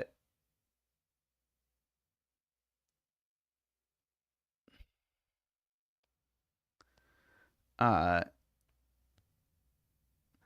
a tame idea would be if the blue line went row 9, column 2, row 8, column 3, row 7, column 4, row 6, column 5, row 6, column 4. Then the red box couldn't go up. Hey, Rockrat, how are you doing? 3 and row 6, column 4. Puts 2 1s in red. This would be 3, 1, 6, 9.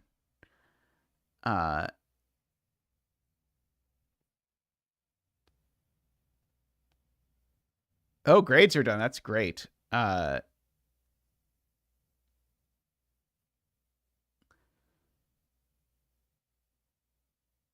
Right. Okay, yeah. So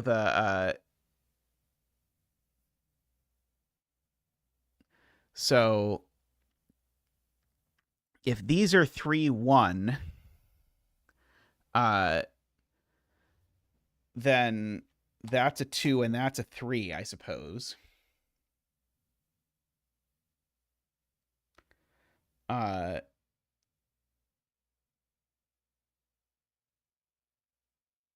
Yeah, there's the 3 cells because these two, right, because this is not a 1, so this isn't a 4, I at least know.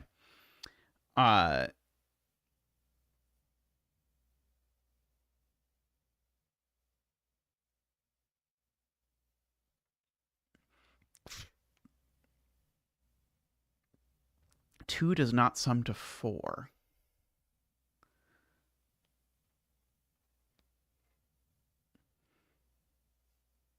3 in column 3 is nowhere then.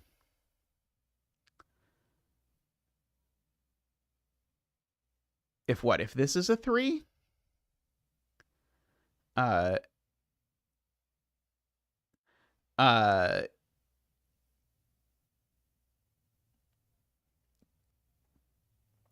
Is this digit the same as this digit?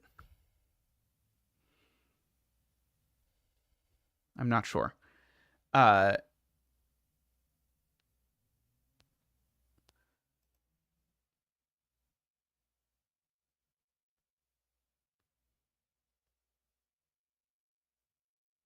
Okay, so yeah, so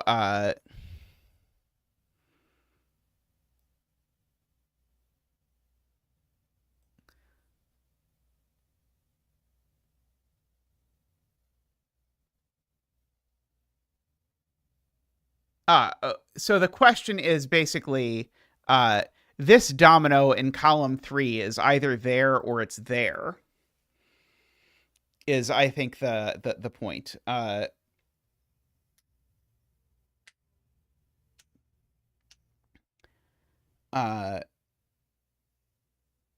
And so I think that's the point, is that if this is a 3, then this domino just doesn't go in column 3 because it's one of those two. So yeah, so this can't be 7, 3. And if it's 1-9, it's interesting what it does. But yeah, it certainly can't be 7-3. That is very wacky. I'll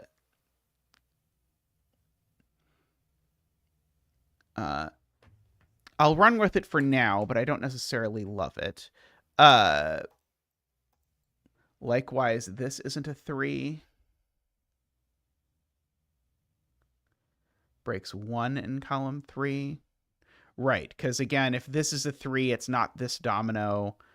And this is 1-9, it's not that domino. So yeah, so this can't be a 3 either. Because of the same, it breaks putting this domino in one of those two places in column 3. So that's not a 3 and that's not a 7.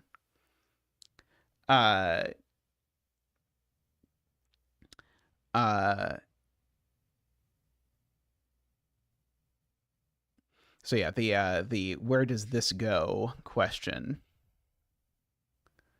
If it's 1-9, this is 1-9. I mean, this is going to get bypassed by the clue I add so that you don't have to do this. This is going to be bypassed on purpose, not on accident.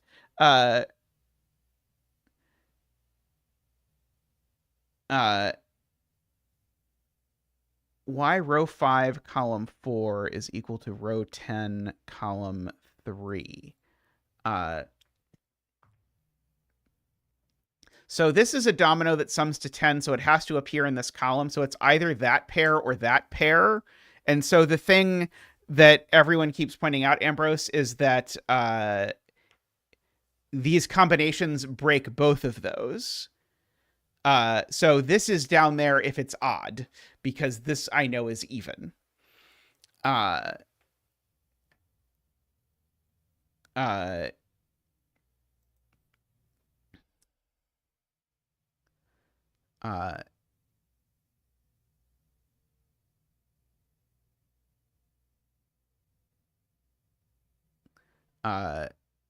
Why was row 10, column 3? Because these two add to 10. So as soon as this wasn't 3, this wasn't 7. Just because there's a last 10 domino in the column, Ambrose.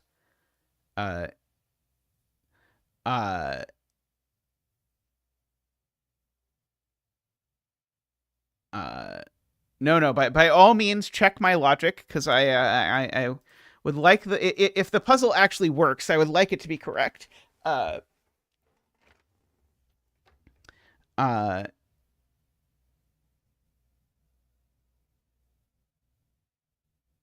It's true. We're making a magic square. That's true. Yep. That is funny, Playmaker.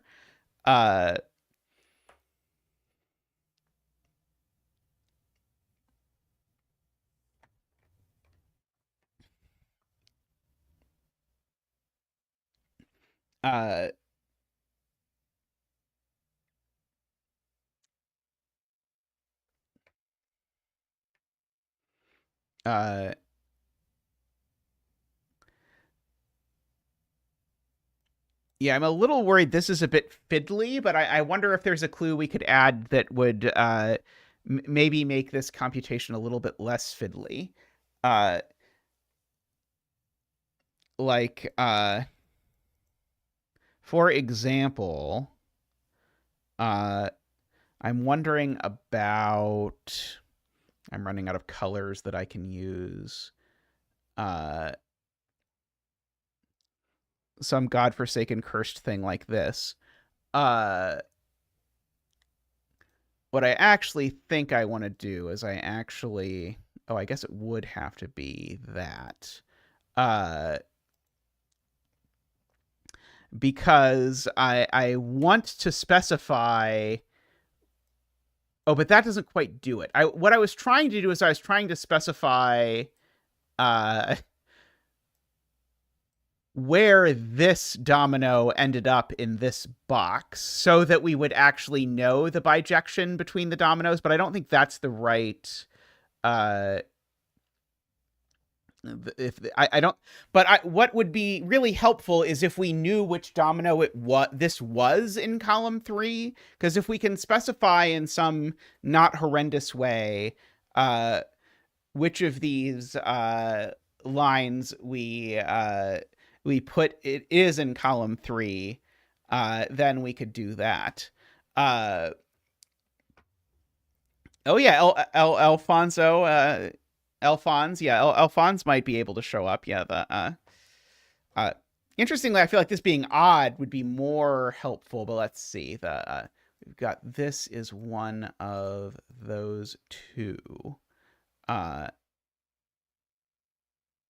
So I guess what I need is a to specify that this digit, its friend goes like there or something. But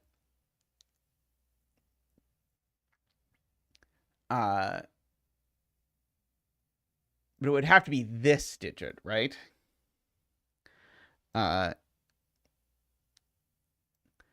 Or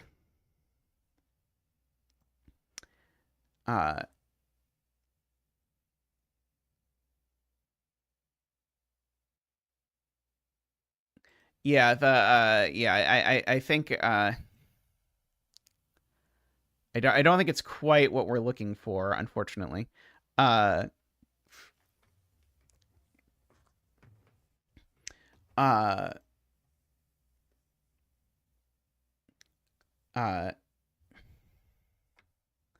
is quite a horrible deduction that the dominoes in row 5, column 4, row 6, column 4, and row 8, column 3, and row 10, column 3.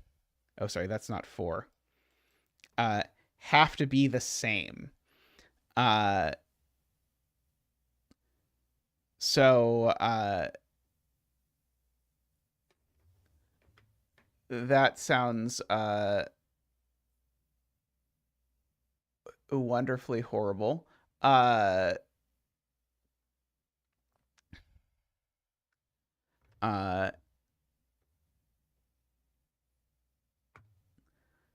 From row 6, column 4 to row 8, column 2. So that line would break by if Garian's statement was right, but Garian has just said maybe Garian's statement was not correct. Okay, well, let's just try drawing in this line. God, every color looks horrible. There. Because that would make this an 8, 9. Yeah, the triple overlap with that I'm not enthusiastic about, but I'm trying to decide if there's a different way to draw it that would accomplish a similar statement. Uh,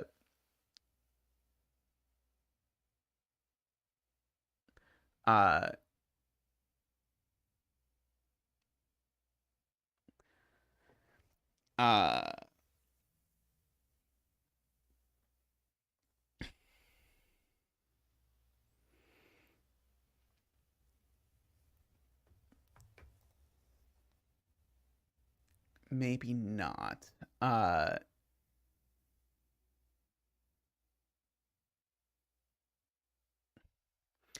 Can we possibly force this onto a length 3 line?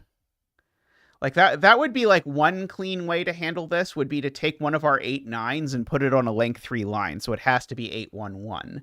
That would be like a clean a clean living way of handling this.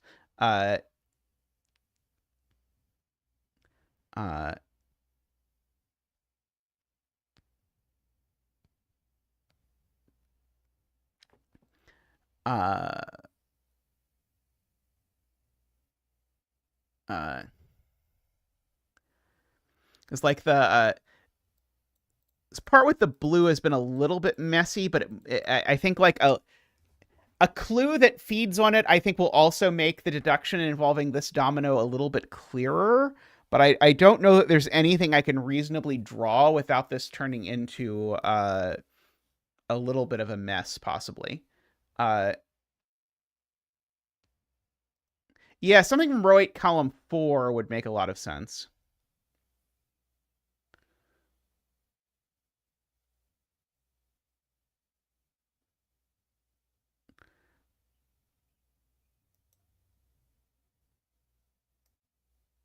Uh,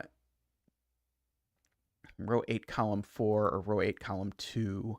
Like, row 8, column 2 would make a lot of sense. Uh, we don't know if they're equal to each other or not. But yeah, something tying to one of these two that connects it into this box would be really nice to sort of figure out exactly what's happening. Uh,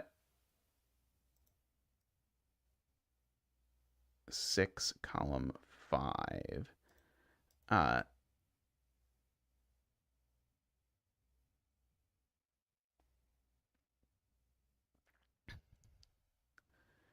uh,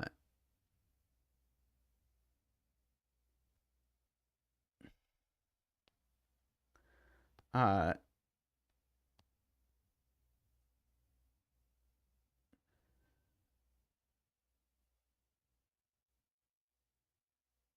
let's see.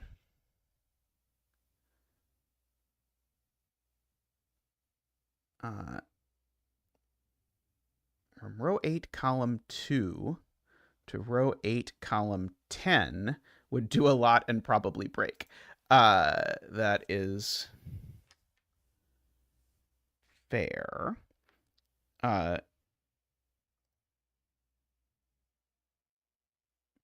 uh, right. This is already in this column. I was trying to do something that would be disastrous. Uh, uh, row 10, column 3, row 10, column 4, row 10, column 5, row 9, column 6, uh,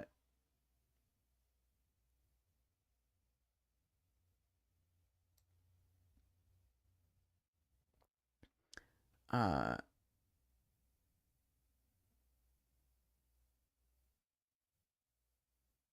right, that would do it.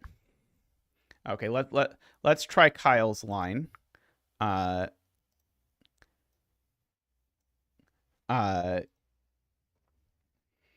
that breaks. Uh, right, because this will be 8-1. Hey, Isaiah, we're trying to make a puzzle. Uh,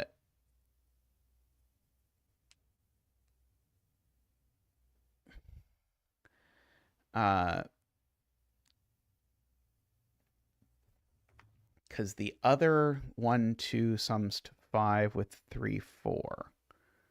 Virtual 1, 2 pair. Right. There's a virtual 1, 2 pair in the box, right? So this digit's not a 1 or a 2 because there's a 1 or a 2 here and a 1 or a 2 there. Got it. Okay, so uh, got it. Uh, uh,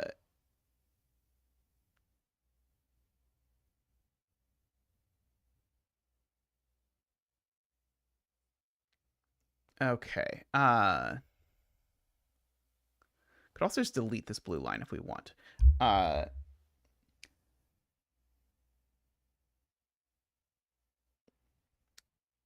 like the sort of some of what the blue line has done, but not.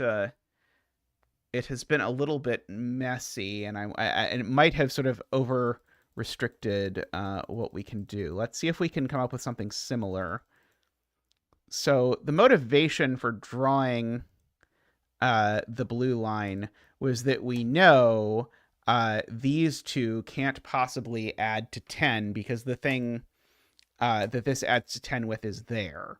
Is it possible we want to go up instead and to do something like we could, if we go up, uh, is there any way that we could do this? We might be able to play the geometry differently with the same idea. I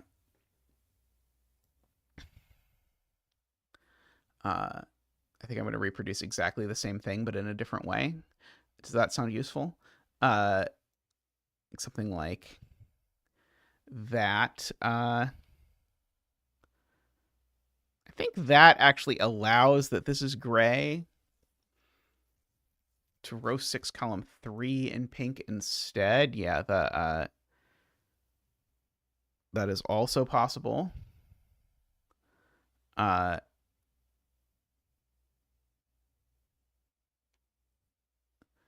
Yeah, I guess the point is we know that this is the digit that sums to this, so we kind of want to be able to use the fact that this digit and this digit are linked.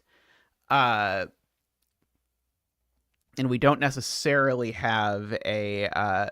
so that's why this cell is so appealing. But here's a more twisted way of doing the same thing. The more twisted way of doing the same thing would be to hook it up there, although I can't use a red line, I realize. Hook it up there, because these two cells we know can't sum to 10 because this cell is the same as that cell and it sees this cell. So that might be an interesting way to do this. This might, of course, immediately break, but that is a different way of going at the same idea, but it's going to lead to different geometry. So let's see if this works better / immediately breaks. Because this might actually do something. Yeah, so that's going to that's going to force this again. But now these two need to be from 1, 2, 3, which at least immediately gets. And this one I know is not a 1, so this one's not a 3. But that gets me a 1, 2, 3 triple up here, which means this is 4, 6. So now we get to see if all of this breaks immediately horribly. Because it probably will, but who knows? That's a 4, 6. So that's going to be a 7, 2, 1 over there, which is going to make that a 3 and that a 7 and a 3 over there, which is then going to make this a 1 and a 6. And now I am assured by Playmaker that it breaks, which is not at all surprising. If I am being honest.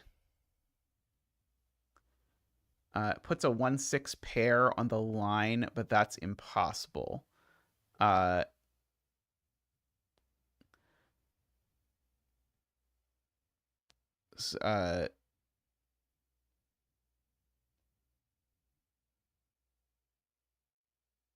Oh, right. Okay, right. I see. Okay, right. Because that's now obligated to be a 4. And that, yeah. So the reason why this breaks, if you're not seeing it, because it takes a second, these two, remember, sum to 10. So that's a 4. But now that makes that a second 1 in order to make this 10 sum work.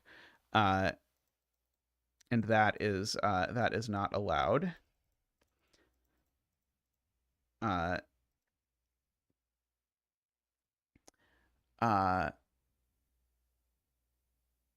So clearly we have to try drawing it again, where it goes this way instead, and see if it works better. Because we get to do a similar thing here.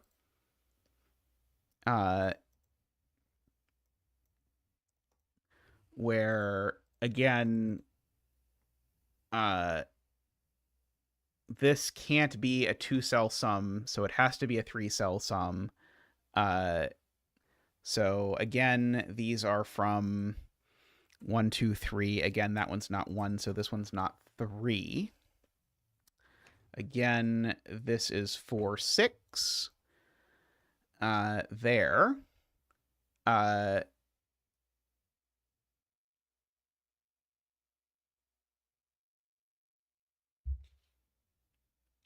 uh,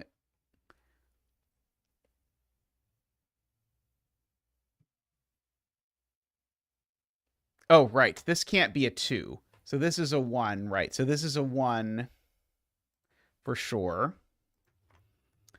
Uh, and so these are a 2, 3 pair. Uh,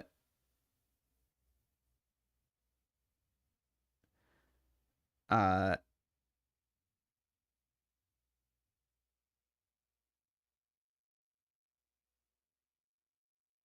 uh,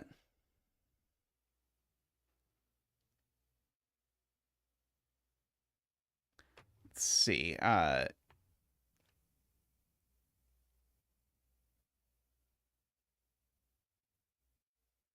It's exactly the same if you do the yellow box. Oh, right. Sorry, I missed that. So yeah, the 4, 6 makes that a 7, makes that a 2 and a 1, which then makes that a 3, which now makes that a 6. And now 6 is not that. Okay. Understand. Okay, so that's sadly that does not improve things. Uh, very tragically. It was the yellow box that I wasn't doing. I was waiting that yet. It's like if I draw it differently, it assuredly has to work out differently. But it was actually through the mechanism of this yellow box that things were going on. There's maybe some law of leftovers nightmare between these 3 boxes. Uh,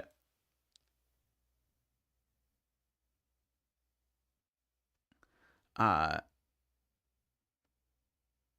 what if it takes row 4, column 3? So if we do the nightmare line of this sort of triple intersection at this point, it might work. So who knows? Let's find out. So we end up like that. Again, these both end up being from 1, 2, 3. So this ends up being 7, 8, 9.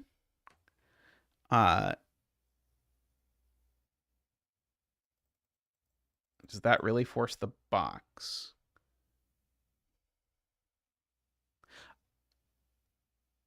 Oh, because it doesn't see row 9, column 4. That's the problem. Yeah. I don't think it forces the box quite. Sadly, yeah. We missed the seeing this cell because those are the 2 that sum to 10. Uh,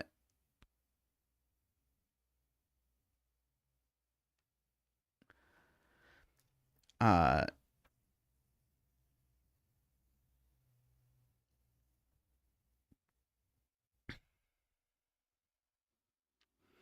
uh, I do like this playing around in this gray space to connect some of the 2-cell 10 sums to resolve everything. I think that's very plausible as a thing that could actually happen here as a result of this. Uh,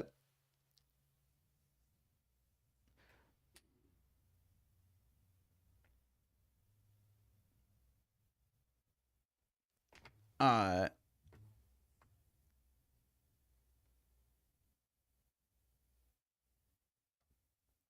is there any interplay between this being a 2-cell 10 sum versus a 3-cell 10 sum? Like, is it broken if now this is a 2-cell 10 sum? That like, does this have to be gray or something because of this O and the way that these digits interact? Because if these 2 are the same digit, that digit goes over here. So does that digit. I don't know if that does anything though. Uh,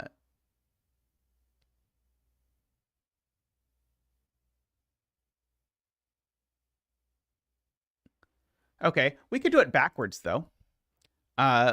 Let's try it if we do it that way. Uh, because now we're just doing it with the fact that this digit, its friend, is that digit. So this can't be a 2-cell 10 sum. Maybe this is okay. So this has to come up. That goes down. Uh, uh, and so now this can't be a 9 at the very least. For whatever that is worth.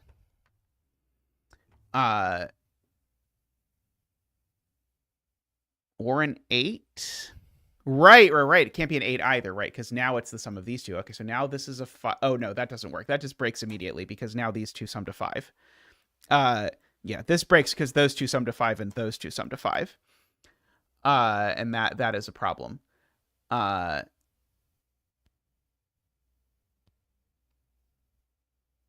Yeah, that is a very big issue. Uh,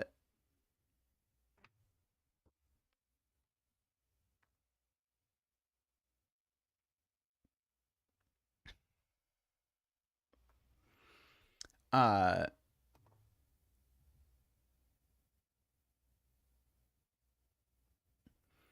I don't think there's any slight tweak that's going to make that work. I guess it could come here. I don't know if that helps, though. Because if it goes there, now there's a thing. I don't really care if red goes up or down. I just want to know. I want to force more common or more like knowledge about what goes where between these x's.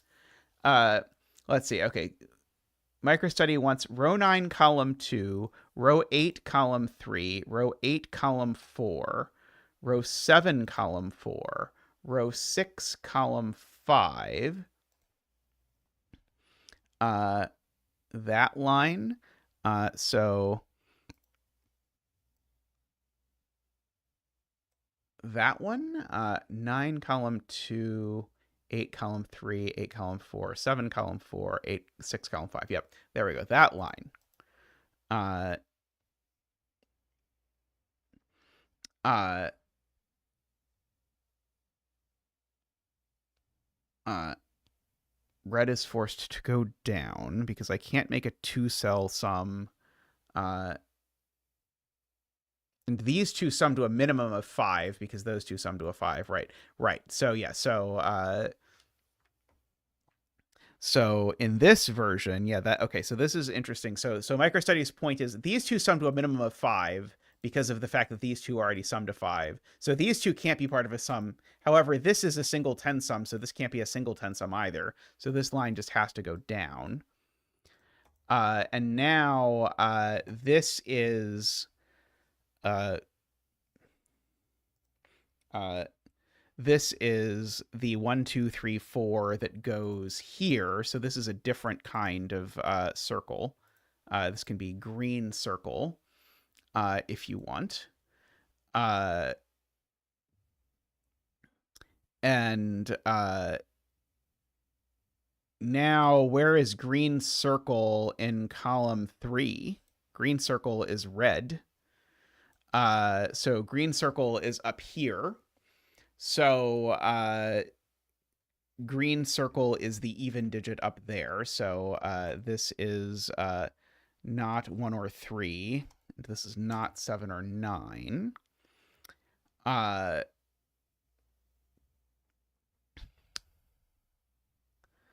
see. Okay, so this is 1 or 3 for what it's worth.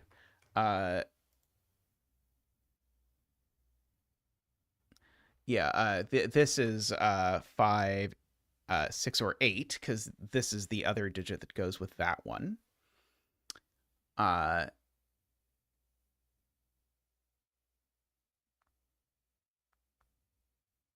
And so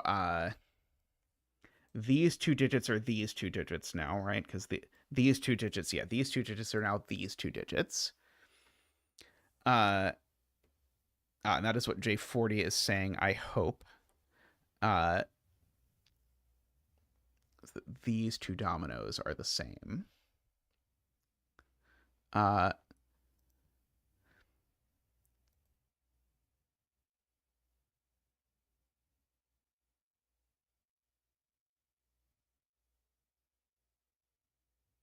Let's see. Yeah, I don't know that this forced quite enough.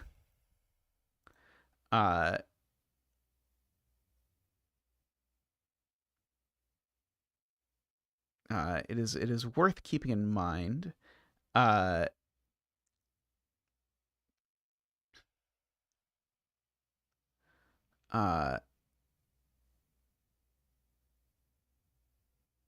Oh wait, Martin thinks row 3 column 2 has to be 7.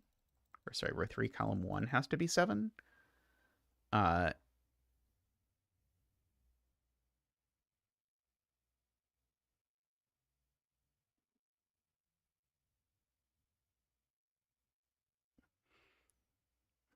don't quite see why.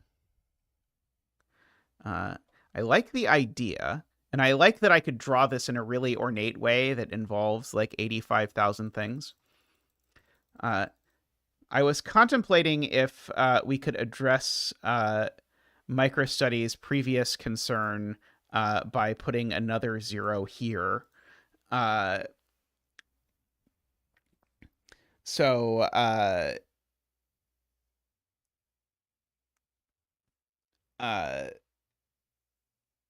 but I think this probably does not work.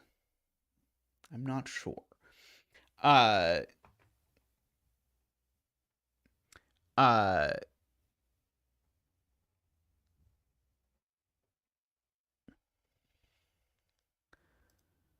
yeah, so these two. Okay, well, we know these two sum to a minimum of 5. So this digit is certainly low.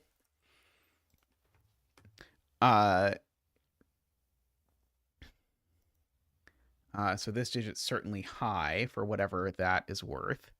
I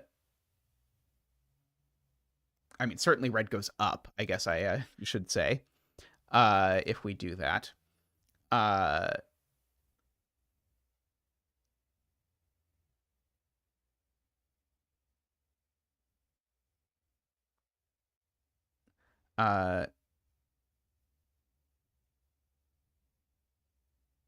Right. The sum can't be 6 because it can't be 1, 5, or 2, 4. That's a good point. Oops. So that's not a 4. That's not a 6. Would you like this arrangement of O's better, microstudy, so it wouldn't be as obvious what was going to happen at the beginning? Uh, uh, uh,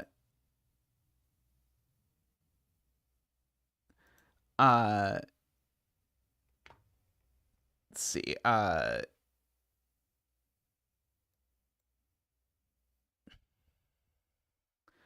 So this digit is definitely part of the 5 sum, right?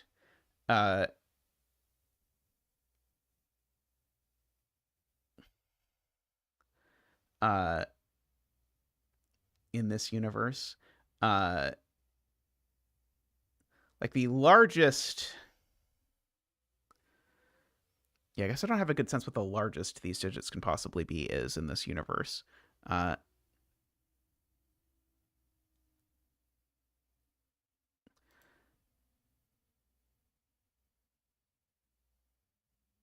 uh,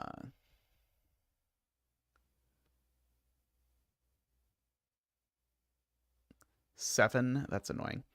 Yeah, and I know these two sum to 10, and I know these two sum to 10.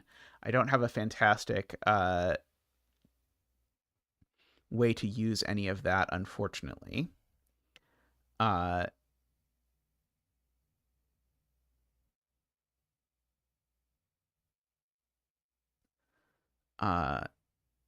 I know that this 3-cell sum has to overlap with this 3-cell sum because you can't have two 3-cell sums that don't overlap.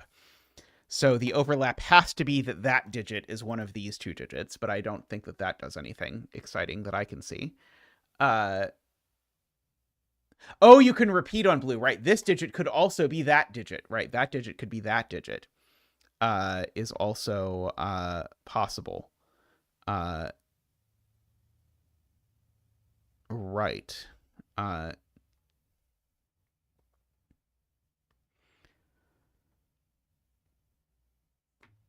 Okay, maybe zeta 0 is not quite going to work as well as zeta had hoped. You'd think like having another 3-cell 10 sum forced would actually do something, but seemingly it does not do quite enough. Uh, uh, I'm going to take a quick break again. I'll be right back, and then I'm going to try Kyle's line.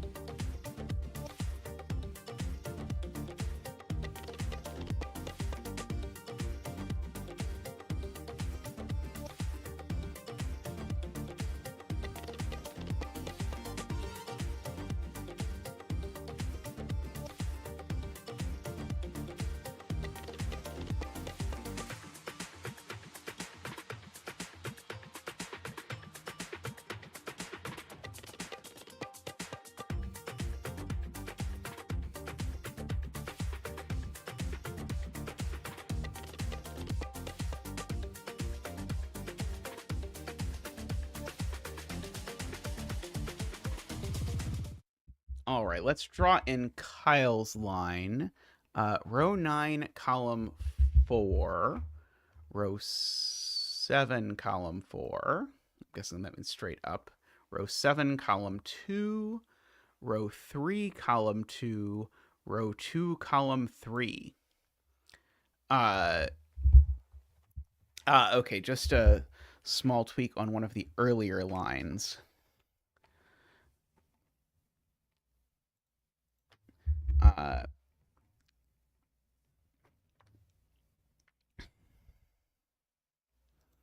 So I guess we learned that red can't go up, right?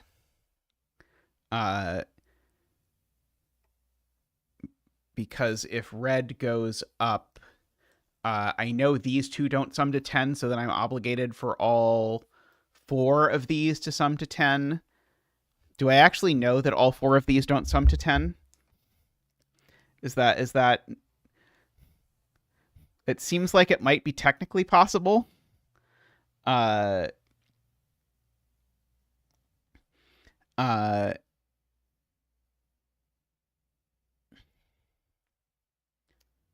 oh, Kyle thinks all 4 must sum to 10. Uh oh, right. Yeah, all 4 must sum to 10, right? Because of course these two. Actually, do I know these 3 don't sum to 10? I would need these 3 to sum to 10, right? Otherwise, I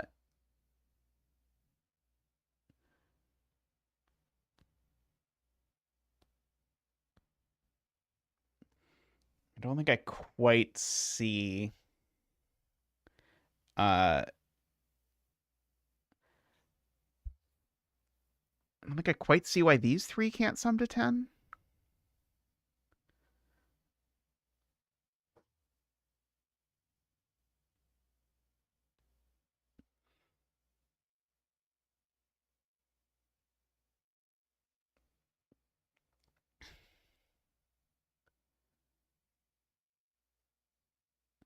I mean, row 3, column 2 would definitely be 5.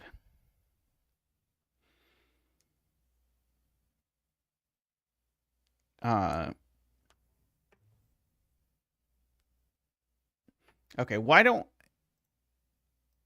Is it broken if it does that?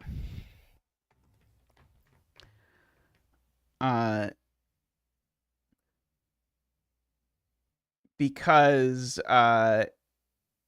if it does this, now certainly this is 5. Yeah, this is broken. Oh, that's so heartbreaking. Because you need a third cell, but you can't make it work. Uh, because of this being a minimum of 3. The reason why I liked this, and maybe there's another line version that can make this work, is that it forces this to be a 5, but these two can't add to 5, which was sort of interesting, but I don't think it quite works. Let's see. Oh, sorry. Let me draw in Kyle's line. So yeah, so this would be 2 or 4. This would be 5, of course. This would be 3, 4. So let's see. So in this, yeah, the 3-cell option was missed. Okay, so yeah, so I think some version of the, like, I think something that goes through a bunch of this space, yeah, and we can still fill out the stuff that we know. Like, that's definitely a 5. So now this is a 3, 4, and now we've got a 1, 2, 3, 4 triple for sure. So that's not a 3 anymore. That's not a 3 or a 4 anymore. For sure. Yeah, this certainly isn't 6 or 8. It's certainly 2 or 4. So that is 6 or 8.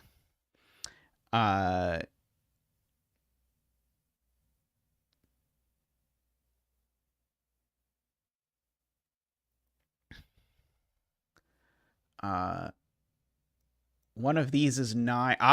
One of these is 9 now, which means that's not 9, which means that's not 1. And that's got to be powerful, right? Because now this, if this is at least 2, then this can't even be 4 anymore, right? Because that's too big. So now that's a 2 and an 8, right? And I did that right? People believe that? Yeah, because the so that's a 2 and an 8. That's a 1, which makes that a 3 and a 6. That seems to be a 4. So these cells, so this is now certainly not 4. So this is a 2 or a 3 as well. Right. So now this is a 7. This is a 9.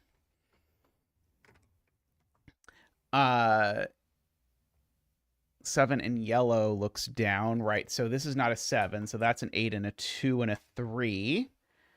And now this does have to be a 1 in red in order to make that line work. Okay, so this either works and forces everything, or it breaks horribly. One of those has to be true.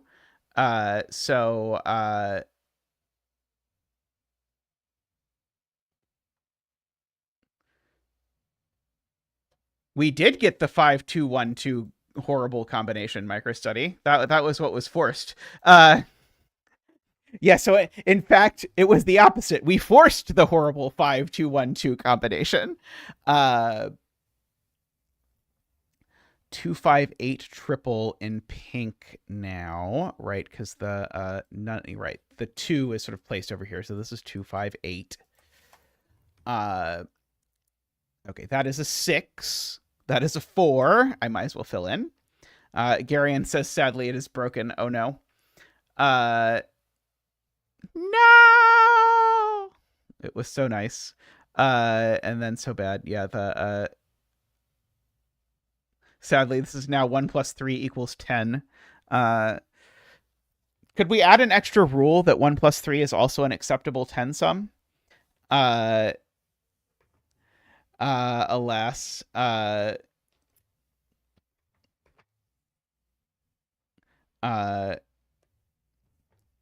But yeah, right. Just like where are 1 and 3 in column 3? These are a hidden 1-3 pair. That is not a good sign for this, sadly. Well, it did a bunch.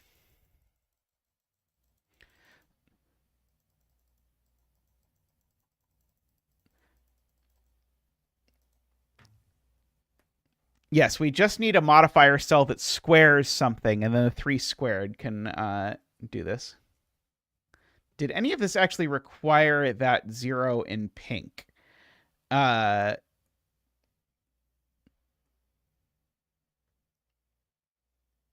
the 5, yeah, the uh uh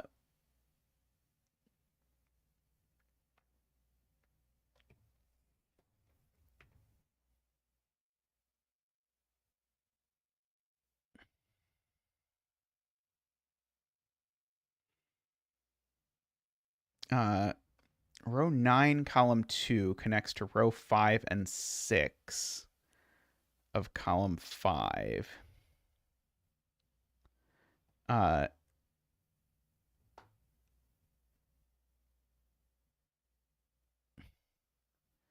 uh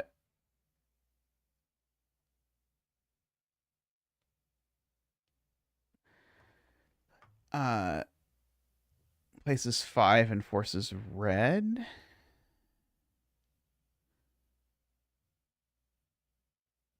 I mean, these just become a 2-8 pair, right? Am I missing something?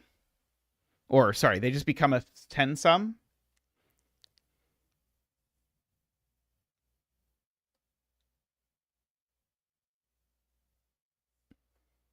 Because if I put these two together, they just become a 10 sum, right?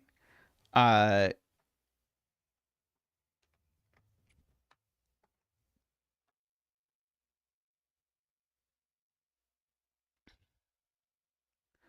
uh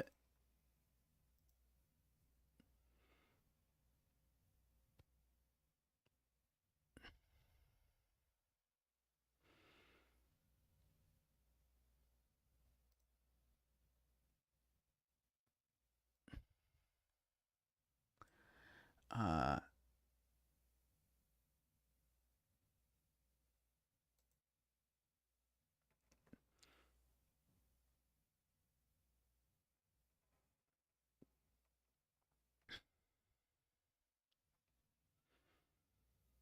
uh make a line stick out of row 8 column 5 for the 1 instead of row 8 column 4.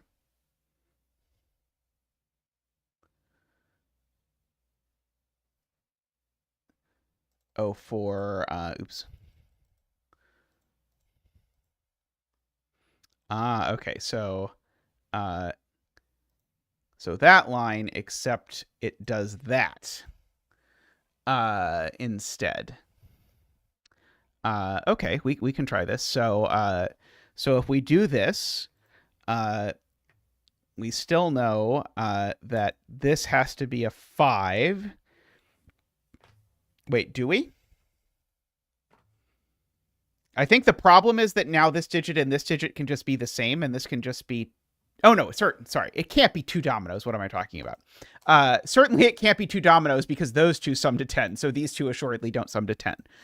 So that means that this thing is at least 3 cells, and it might be a 4-cell sum.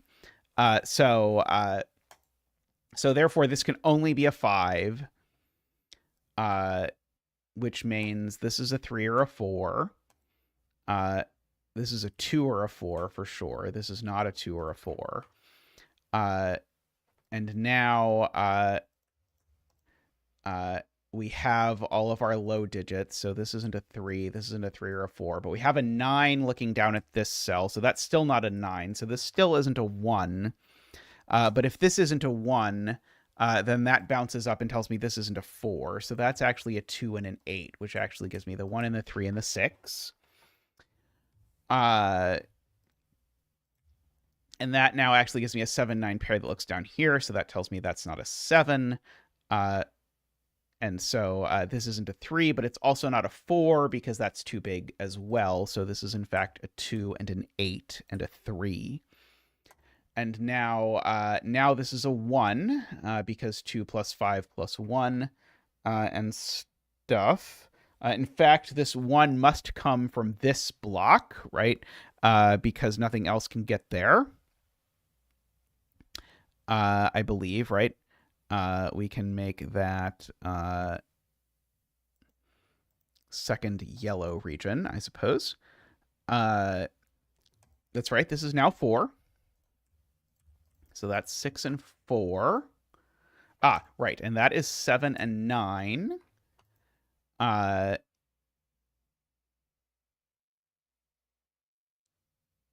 And what is going on in the rest of this column now? This could still be 1, 9, or 3, 7. Is that true? Yeah, this is still 2, 5, 8 triple. That's true. And so these are 1, 9, and 3, 7. Oh, but it's 3, 7, because where is 3 in column 3? Right. So this is 1, 9. Right. Red has the 1, 9 pair vertically, so that's a 1 or a 9. And so that seems to get us a whole bunch of juicy stuff. Not that this line doesn't look horrible, but I'm assured it will look beautiful in Sudoku Maker. Row 1, 2, 3, column 4. Right. That is right. This is certainly gray now because the 8 needs a 2, and you can't get a 2 in a column with a 2. The 8 still needs a 2, so you can't get that either, which grays all of that as well.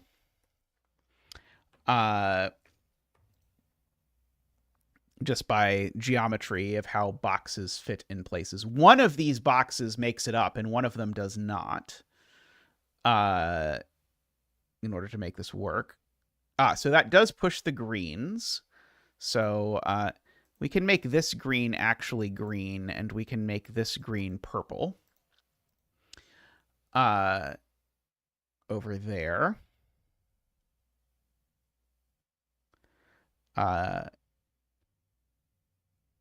Oh, orange certainly got pushed up at some point, unbeknownst to anyone else.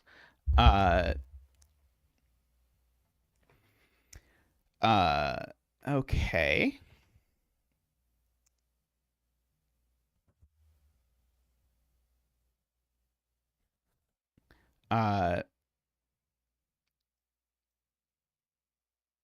And this row is interesting because we now know our 10 sums in this row look like that for what it's worth. Oh, right. Green got pushed up as well. That's a good point.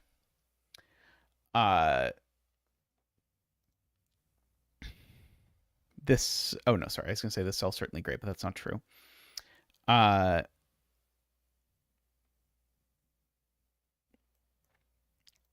cell is not 2, 5, or 8. Let's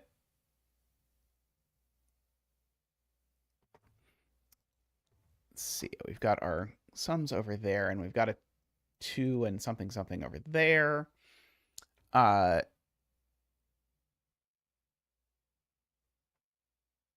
Okay, so this is not 1, 2, 3. No, sorry, it's not 4. It's not 5. I think this can be 6. I think it can be 7. And I think it can be 8, but it can't be 9. I think this is 6, 7, or 8. No, it's not 8. There's an 8 over there. I think it's 6 or 7. Yeah, there's already an 8 in red, but Sven can't see it.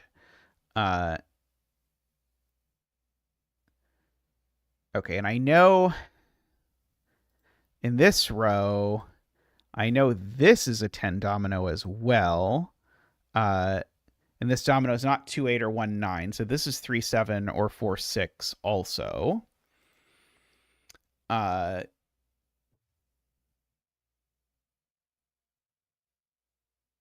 We already have yo, that's true. Mom's spaghetti. Yeah, there we go. YB. YOLO. I like YOLO. Okay.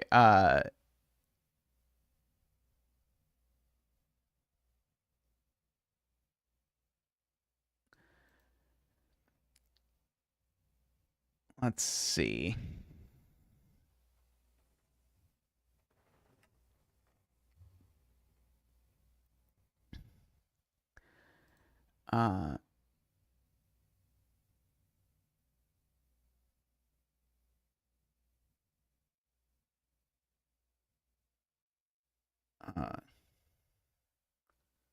Row 1 green deserves an X as well. That's fair.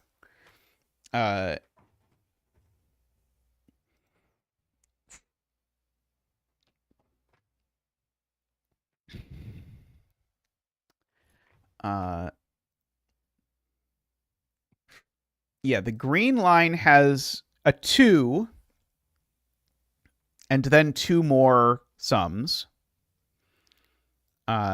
in it. And whatever box it is that comes up to this row has a 5 in row 2.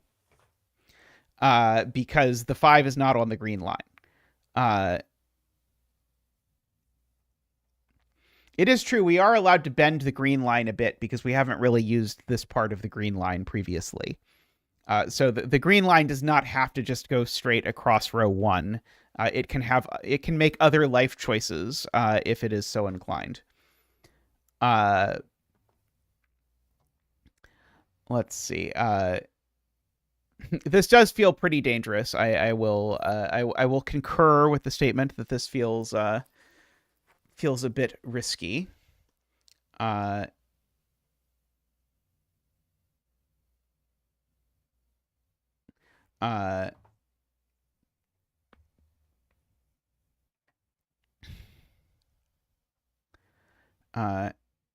Green line can be whatever you want it to be.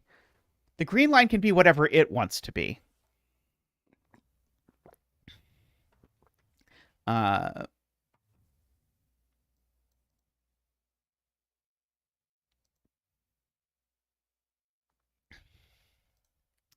uh,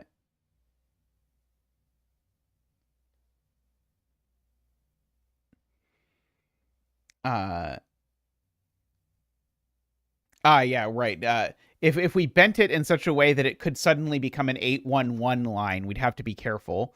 But neither of these can be ones, right?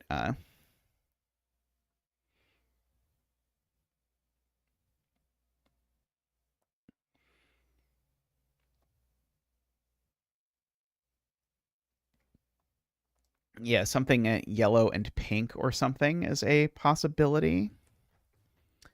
Uh,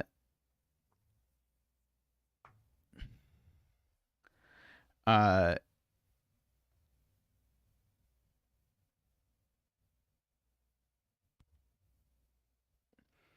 and we could always try and get into orange.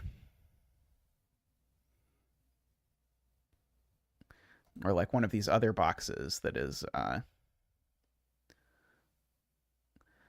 still sort of like worked up a bit. I think we've got room for a couple more lines in box 1.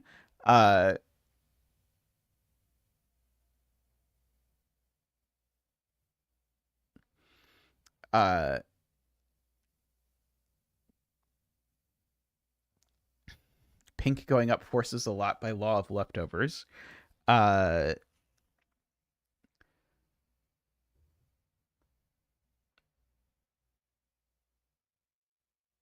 was trying to think of like something that we could do. We could do another 0 through here. I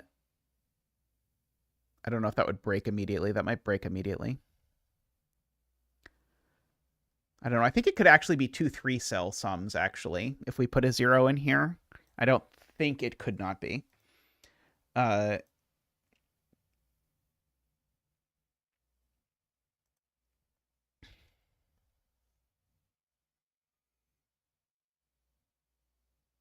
uh,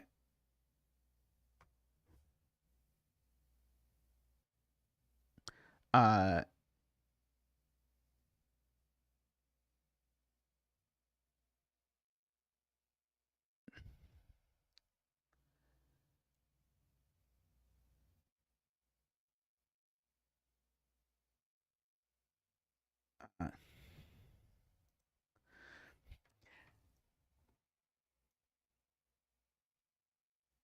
because I don't know. Let's just check if this breaks, because if it doesn't, it's interesting.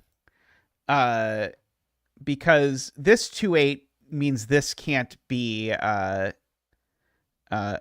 oh, it could be 1 2 3 4. Oh god. Yeah, that's possible. That's possible. Maybe possibly. Uh if we actually do this right, AFK has a good point. Yeah, this could be 2-8 with 1 2 3 4 over here. Unless I like put any line through say those 2 cells or something. Uh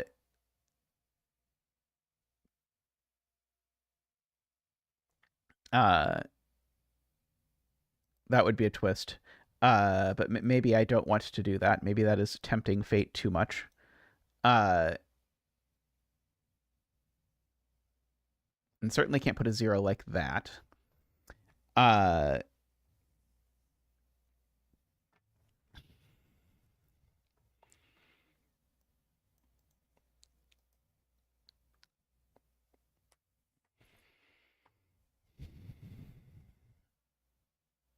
connect row 9, column 7 to row 11, column 9. Let's see. So Sayori is suggesting that line or some variation thereof. So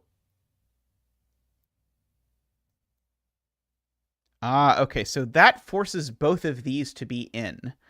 I think, because the digit that sums to 10 with this line is in green. So there is no place to put that digit along here. So both of these have to be in, which I think does force green to do that. If we want. This would be our first 3-cell line if we did that, but that math is pretty cute. Which would gray this, of course. It would let us sort of fill in our X's along the line. Like that. Let's see, that could be 9 without being 1. Oh, sorry, no, this can't be 9, right. Okay, so which of these is 1, 9? That can't be 9 or 1. So this is 1, 9. And so this is the other of 3, 4, and 6, 7. But these two sum to a minimum of 5. So that one's not 6 or 7. So that one's not 3 or 4. That one is 6 or 7.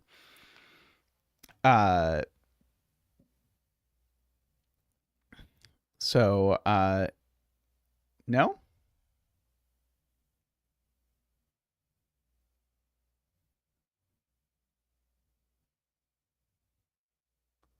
Oh, I see. Yes, the one that is on the X with it. Sorry. I see. Okay. I didn't 10 line it. There we go.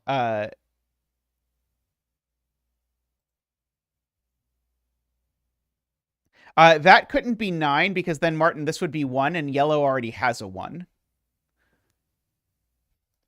Uh, my reflex there, yeah, I really wanted the two yellow things to be the same because usually I color dominoes with colors in 10-line puzzles. There certainly now needs to be a 2 in here, right?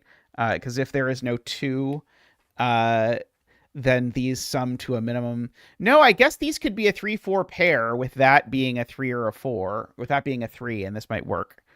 Uh, yeah, 3-3-4 is annoyingly a sum to 10. Uh, I regret to inform you. Uh, this line doesn't actually have to end here. This line could actually continue uh, if we wanted it to. Because we actually know we what we said was this isn't a 2-cell sum. So this line doesn't actually have to stop. This line can keep going if it becomes beneficial. Like it could wrap all the way up around here or something and have a good time. Uh uh I think maybe that's not true. Maybe I should be very careful before I say that. I might be lying. Uh We could get it to box 1. That's true. It could come in right here. It wants to meet this 2 right over on this side, I'm almost sure.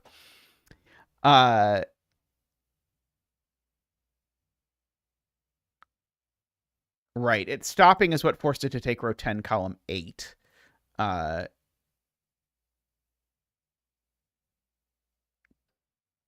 It could be the same as the green line. That's true.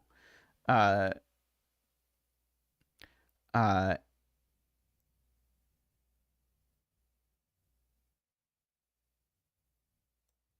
there, right, Ambrose?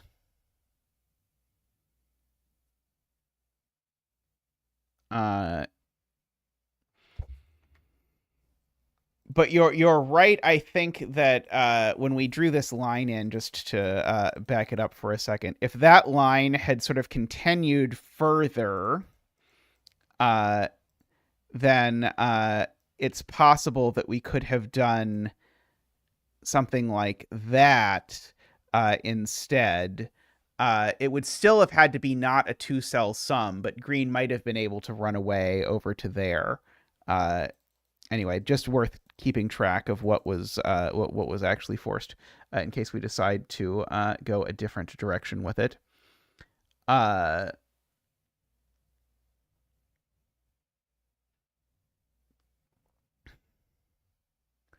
uh,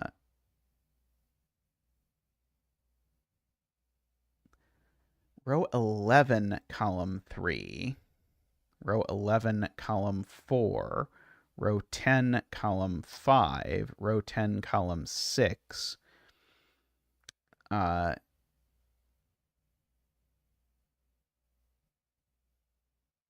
So a swoosh like that. AFK's reason for liking this is that these two can't be a 10 sum because they can't be 1, 9, 2, 8, 3, 7, and they can't be 4, 6 because of above. So the yellow would always be forced to come down. And as soon as the yellow comes down, now that is a 1 per previous work.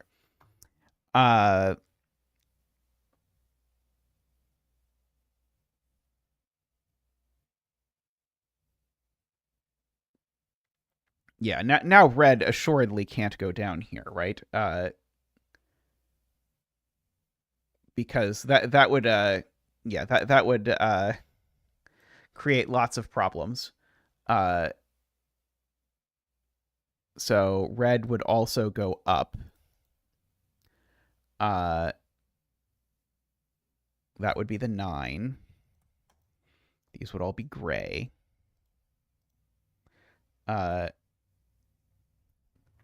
The line breaks.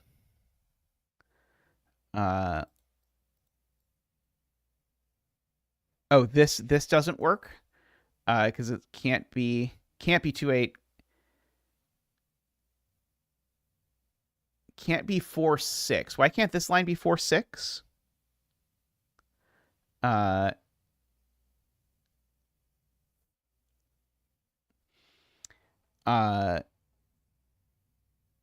right, virtual 3, 4 in the box. Right. Okay, sorry. Yep, got it. Yep.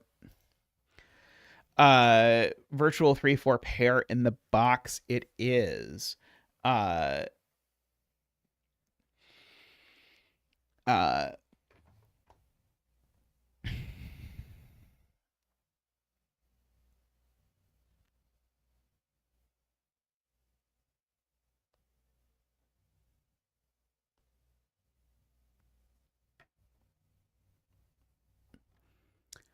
uh,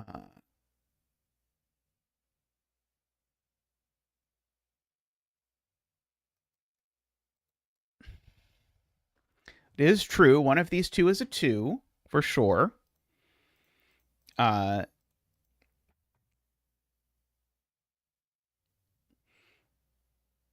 I do like that idea, microstudy, actually. If we place a 2 that rules out one of these two 2s, then we'll know what the geometry of the whole row looks like. Particularly if we place a 2 in this column somewhere.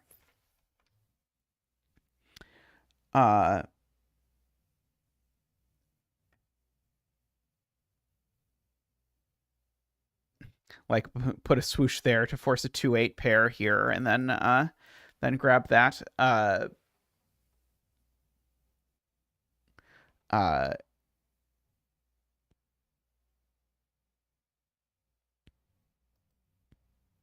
How horrendous is that? Because that definitely forces a 2 into one of these two cells.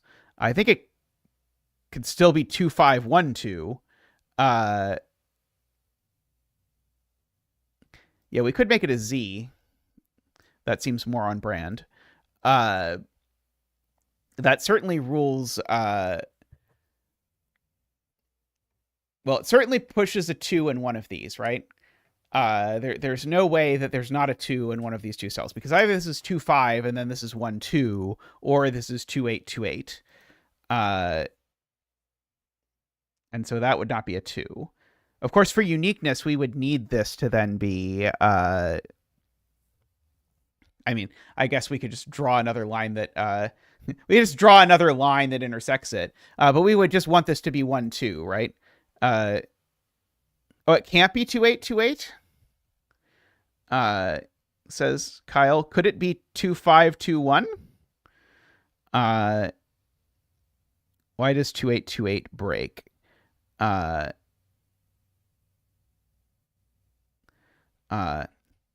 mean, there's nothing to stop us from drawing a line on top of the line. That is always an option available to us, I suppose. But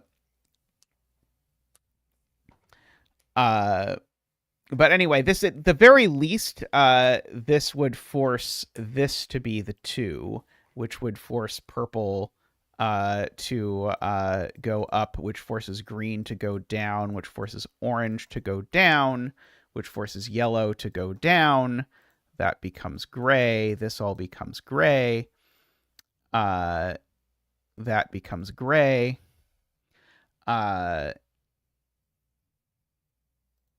This becomes a 10 sum of some description. Right. And instantly, as soon as that happens, we now need a 1 in row 10. And so the 1 in row 10 always goes there. And these are from 1 to 8 for sure. Hey,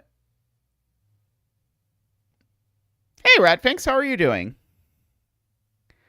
4, 6 in green and purple.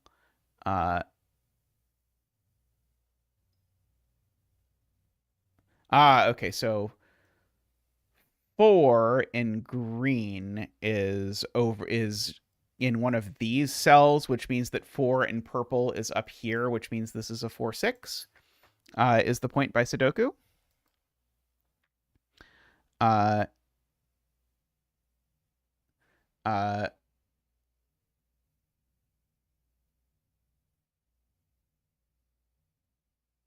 Okay, 5 in purple is up here. So 5 is here. So we're doing it. There's a 5 on here. So if this is right, it does actually look like this degenerate nonsense. Uh uh now now so that's an 8. Uh Now 1, 9, and box 3 are placed, right? 1 and 9 both go down here, so they need to go there. That's true. So 1, 9 pair in this column, dangerous. Uh, uh, okay. 1, 5, 9 triple in green. Right. The 1, 9 in green are down here, so these are 1, 5, and 9. There's a 2 down here. But it could go 8, 2 like that, I think. Let's see.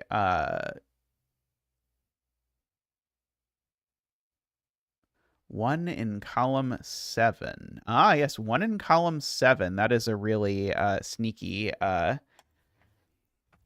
spot. Great spot. By the way, welcome, Amnesty. Oh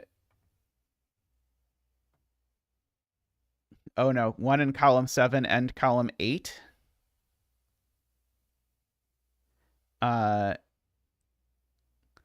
1 in column 8 can't go here. Oh no, it can't. Right. Yep. No.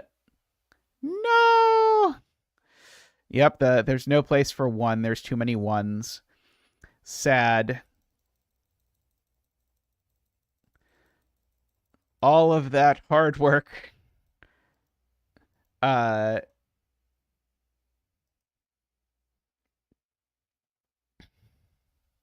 Should we remove the red line and try it without the red line? Maybe we can do it without the red line. Let's try that. So the point is we still need a 2 in here because this is either 2828 or 2512. And so now where does the 2 that goes with the 8 go? Not there, which means the 2 goes there, which forces all of purple to go up like this, forces green to go down, which forces orange to go down, forces that to be gray, forces yellow to go down. And that is now gray. And so now we ask about 4 in green, which goes there. And so now we ask about 4 in purple, and then it goes there as before. So now we ask about 1 and 9 in purple, and so one of them has to go here, so both of them do. And now we ask about 5 in purple, and then 5 in green, which then still pushes 5 onto the line, so we still get the 2, 5 with the 8 and the 1, 2. No 5, no 2. So are we immediately going to have the same problem with 1s is the question. 1 in column 7. Okay, 1, 9 is still down here, right? This is still a 1, 5, 9 triple just by Sudoku. That one's not the 1. Oops. And in fact, that is the only spot now for 1 in column 7, because both of these other boxes have a 1. So now 1 in column 8 is now forced to be in this second green region somewhere. Just because of that. Because, oh, sorry, no, there doesn't have to be a 1 in column 8. Don't listen to me. That there doesn't have to be a 1 in column 8. There had to be a 1 in column 8 before, but then I got confused. But now it doesn't need to have a 1 in column 8 at all, because there doesn't need to be one. Column 8 does not need a 1. Column 8 might prefer a 1, but column 8 doesn't get the last say.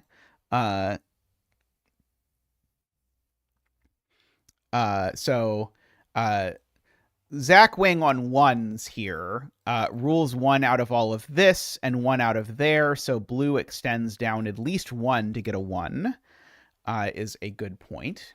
And the 1 in blue is certainly in this row.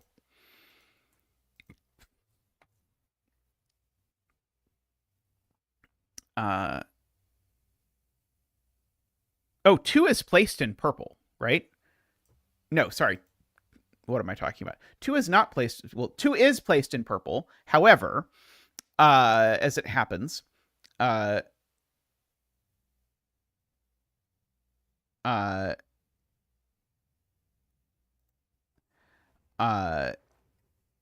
2, yeah, 2 is in one of these places for sure, just by Sudoku. And not that one for sure.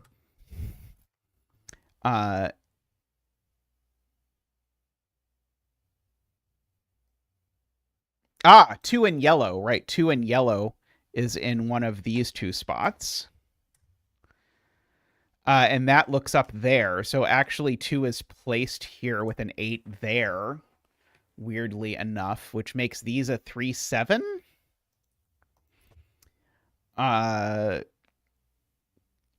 In just deconstruction things. Yeah, the fingers crossed that this somehow does not break. What is left in this box? A 4, an 8, and a 9, right? Uh-oh. Oh, sorry, not a 9. I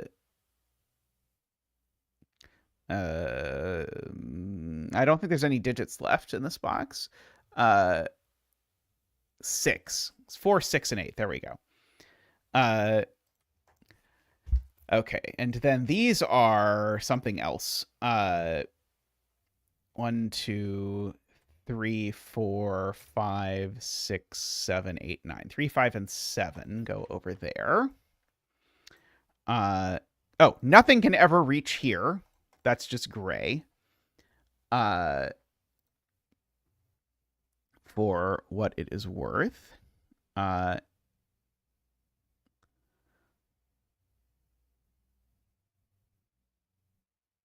We do need 1 and 9 in row 9.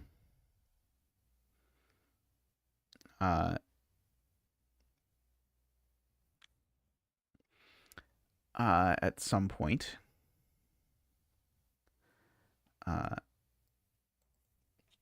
We need another 1, 9 over there.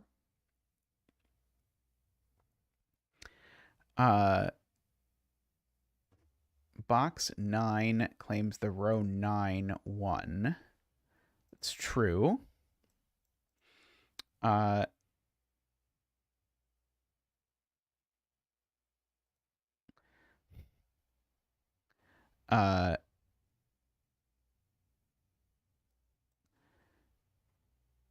Just to make these two a 1-9 pair to like force 1-9 over there. Is there something wrong with these being a 1-9 pair, or is it just ugly?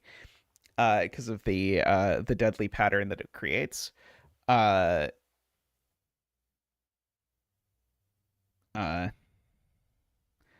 Deadly patterns are the natural enemy of 10 lines puzzles for sure.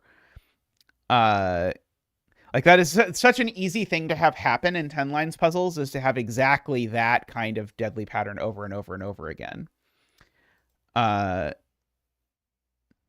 It's okay. Niv will love it. I'll just draw that ugly Renbon from that one Niv puzzle. I'll just draw that over the lines to disambiguate it.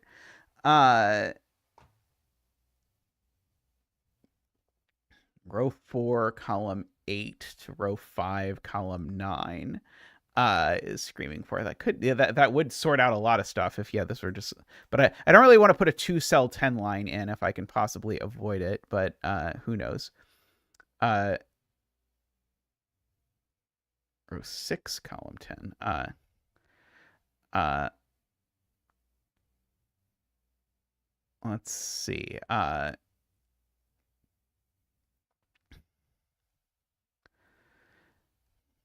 Hold the baby, as they say. Uh,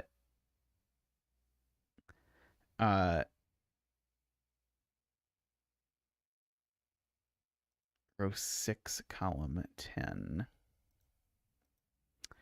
So just like a line that goes through here and then probably continues because it has to do more work to sort out the rest of the puzzle. But at the very least, a line that does this assuredly puts a 5 here.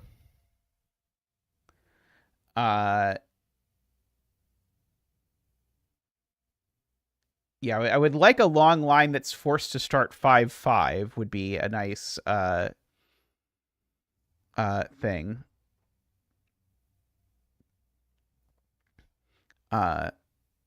So like we could start the line like that, but probably it would have to go on. But assuredly that would make this a 5. So I'm going to put a circle here. Just to indicate this is a 10 line that I intend to continue. So this is a 3, 4, or 5. However, if I force it to go here next, then now it just has to be a 5. Because this cell can't be 1 or 2 because we've got a Zackwing on 2s and a 1 in blue. And so that these two sum to more than 5. So that actually does force the 5, which does the 2, 5, 1, 2, 9, 1. Over there, sorts out all of that. Makes that not a 5. Oh, also makes this... Wait, did I prove that blue couldn't actually end up here? Sorry, 1 second. I might have cheated there. I don't think I proved that this couldn't be blue. Yeah, I think I just skipped over the possibility that blue went here for some unexplained reason. Uh, uh, uh, yeah, I don't think that quite,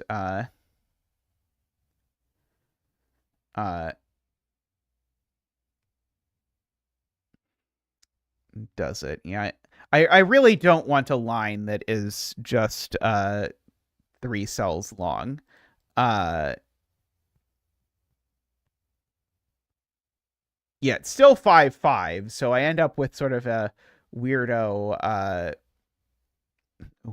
yeah, that ends up placing like a 5 in this row down here for what it is worth.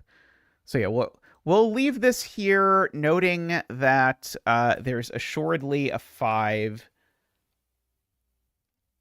along here, right? Because again, yeah, these can be neither 1 nor 2. And so their sum would already be too big. Yeah, so that gives us 5 in oranges in one of these two. Can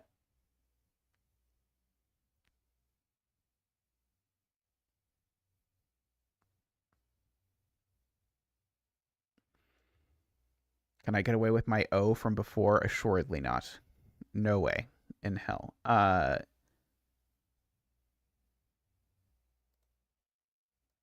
yeah, the 5 in one of these two cells is suspicious for sure. Funnily enough, if this is a domino, it's 4-6 exactly, because it sees 3-7 in the column and 1-2 in the column.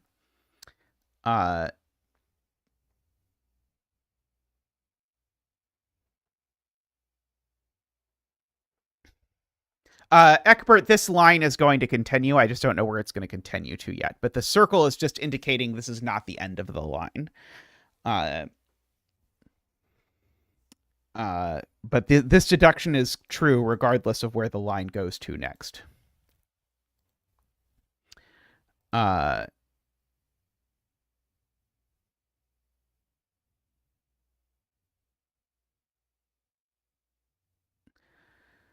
uh, but I do kind of want to draw a line that takes advantage of this 5 corner mark here, but I don't know exactly what to do with it. Uh,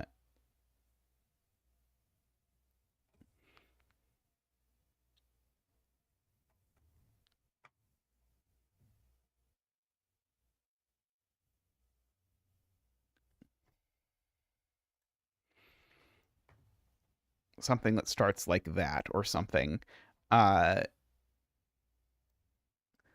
would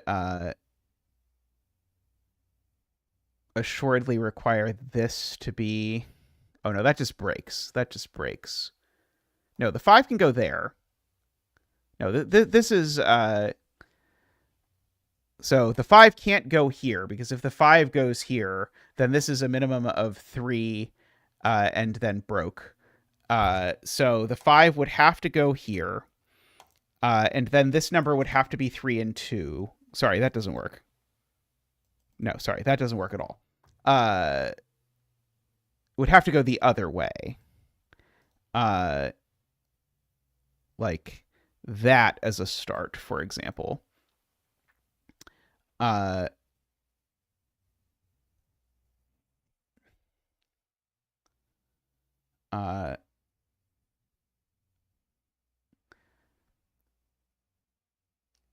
I think that would break our deduction with the 2 Ratfinks, because we did all of this geometry by placing this 2 here, and if this line continues into the next row, we don't get that deduction, I don't think. Oh, no, we do. Sorry, we do, because we didn't need that. Okay, yeah, right, because the 2 is because of the 8 hanging over here. Yeah, we could try that. Let's try. Oh yeah, the 4-6 deduction. Yeah, when we place the 4-6 there, yeah, I suspect we might actually have used this when we sort of did the Sudoku up here.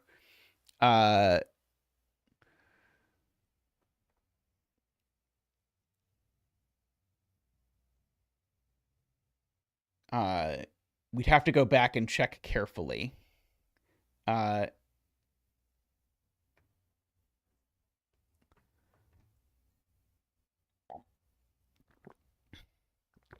no. No, it's safe because we know the 2 is there. And then we've got this 4 thing, and this 4-cell line is definitely 2-2. So good. Okay, good. So that is a 5. So that's not the 5. So that is the 5. Okay, yeah, that is a great spot to Sarah there as a suggestion. So we've got our green there. Okay, and now the 5 comes back over here and does the 2, 5, 1, 2, 9, 1.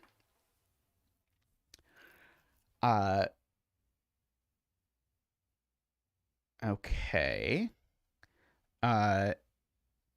More Z's because zetamath. Let's see. So if this goes down, then if it's a domino, that domino is obligated to be 2, 8 because we've got 3 different 10 sums hanging out up here. But it doesn't have to be a domino necessarily. It could probably still manage to be not a domino. Whatever this 10 line is going to do next, I don't know. We know where box 9 is. Oh, do we? Well, I know it's not there. How about that? We'll start there. Ah, right. Bottom green needs to get a 5. Oh, well, that's really disappointing. It would have looked so much better if bottom green went there. Like that just looks so much better, doesn't it? Like heartbreaking. Like that actually would be like if that went there and this went here, it might be like the best distribution of boxes I've ever seen in a deconstruction puzzle. like in terms of like minimizing alignment. Uh, yeah, can we let's see. I'm trying to decide if there's some way that we can slightly modify this line extension so that we can still allow the optimal distribution of boxes. Uh but we might also just settle for the puzzle having a solution rather than prioritizing the maximum chaos of box distribution. Uh, I don't know. I feel like there's probably a formula for the box entropy in a J-Dyer deconstruction that you could maximize. Uh, why is that the optimal distribution? It's the most chaotic. There's the minimum amount of like the only two boxes that are kind of aligned are these, but it's sort of completely destroyed by the rest of it. Anyway, let's just see if this works, and if it works, then we'll be happy, and then if it doesn't work, then we can go back to trying to make it look the other way. Because but the point is, yeah, we need a 5 there. Like this isn't so terrible in terms of like alignment. Like it just slightly bugs me that this is way up here also aligned with that, but I guess it could be worse. Let's see. It could be 9-1.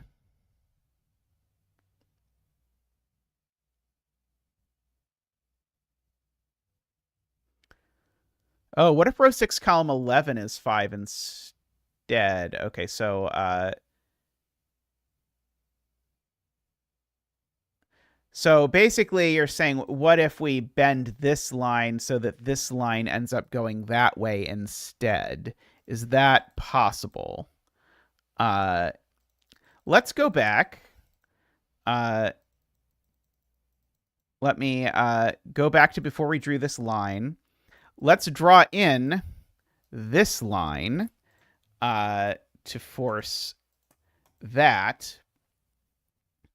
And now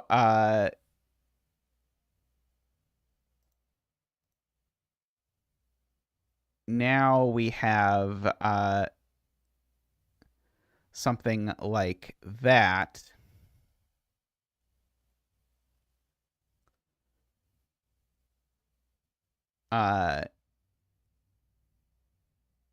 So the question is now, can that be 5?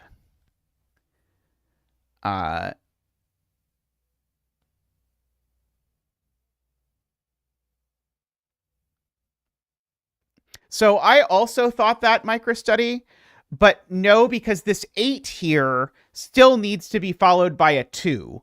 And so this assuredly cannot be the 2 that follows it. Oh, it might allow no boxes in row 1 though. What if it doesn't allow this extension up here? It definitely forced the green down, but what if no box hits row 1? Is that okay? No, because if no box hits row 1, then we've got to have like a 1-1 down here, and that definitely doesn't work. So I think this is still solid. I don't think we broke anything, but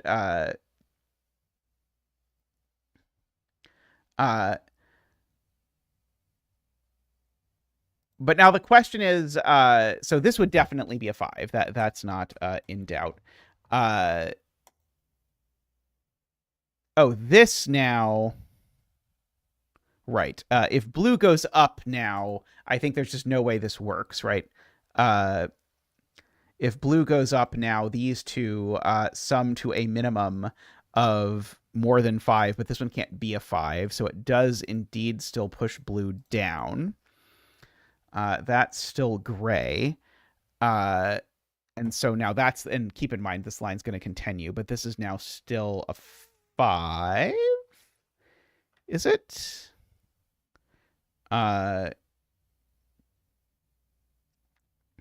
If this now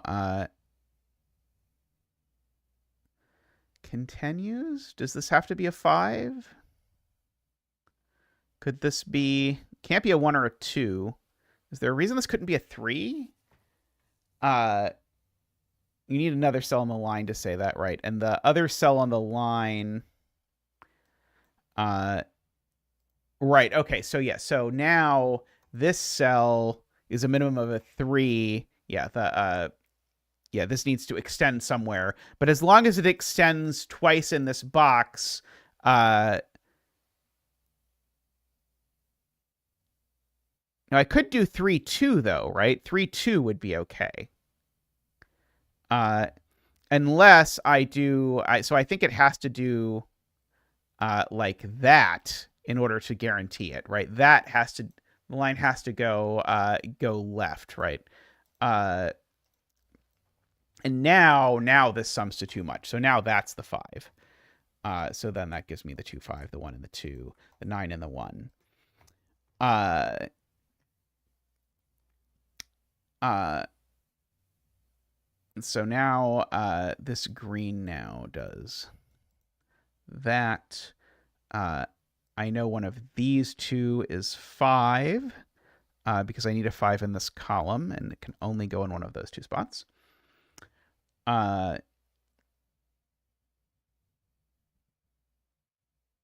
Yeah, now box 9 is ambiguous, so now we can maybe hope to get box 9 over to that way.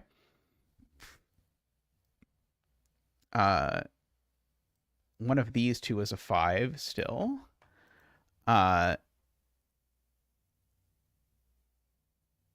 Let's see. If this goes straight down now, again, the only option is 2 8 for what it would be. Oh, it could go across. If this actually comes across again, now this can't be any domino. Oh, sorry, no, that's not true, because it was only it going down that forced it to be 2 8. So never mind. Sorry.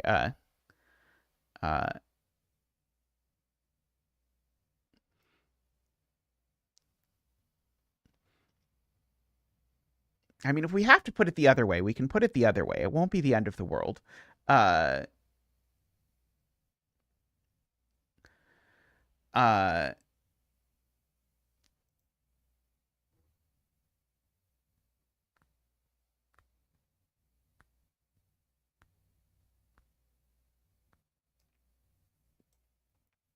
I guess if this crashes down like too far, then it forces there to be a 3-cell sum because there aren't two 2-cell sums that you can make. But that sounds precarious. Uh, uh,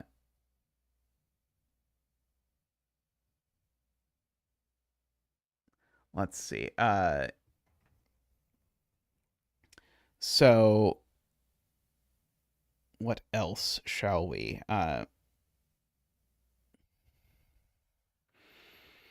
It's not necessarily going to break if I push this down, but it's sort of suspicious exactly how that's going to end up working out.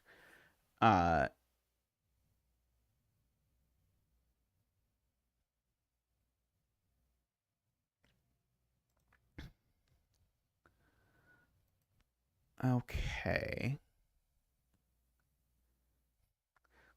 God, box 1 was so resilient through this whole thing of like how long it took to get all of this sorted out.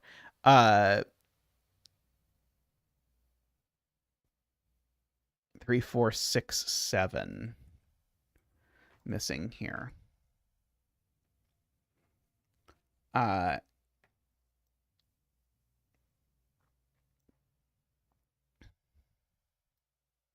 So if this comes left once and then down,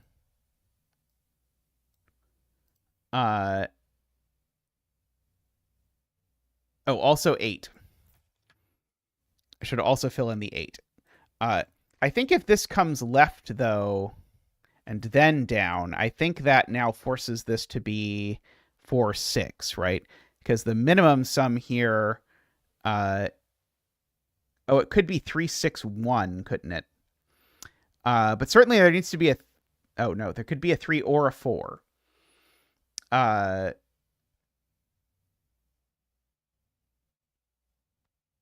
this certainly is never an 8. I can at least say that with confidence. That's never an 8. So these would be from 3 4 6 7. One of these would have to be 8. for whatever that is worth.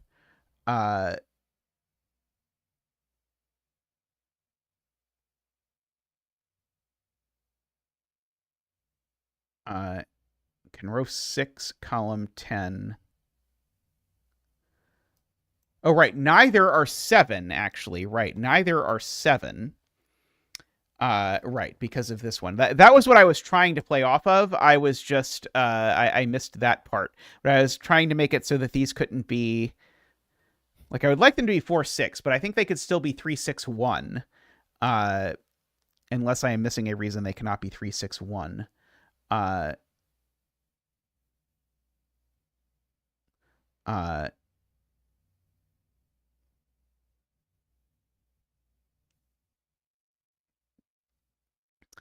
uh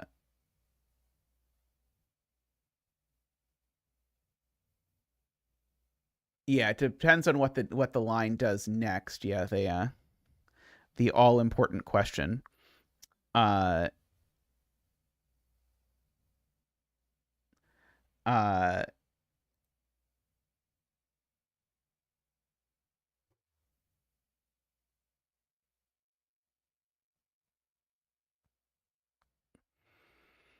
could it even do like, yeah, I guess if it goes down 1, it at least can't do 3-4-1-2. So there's definitely a 6 in these now for what it's worth. Uh if I extend it that way. Means those aren't 6, which isn't the most exciting deduction in the world, if I'm honest. Uh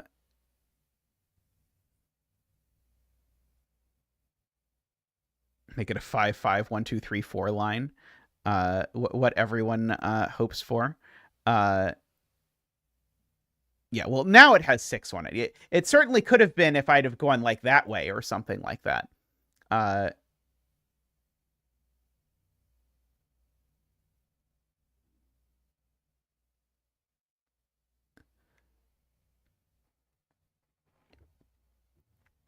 uh, Now, if it just ends here, if we actually end the line now assuredly this becomes 4-6. And now these are 1-9 or 3-7.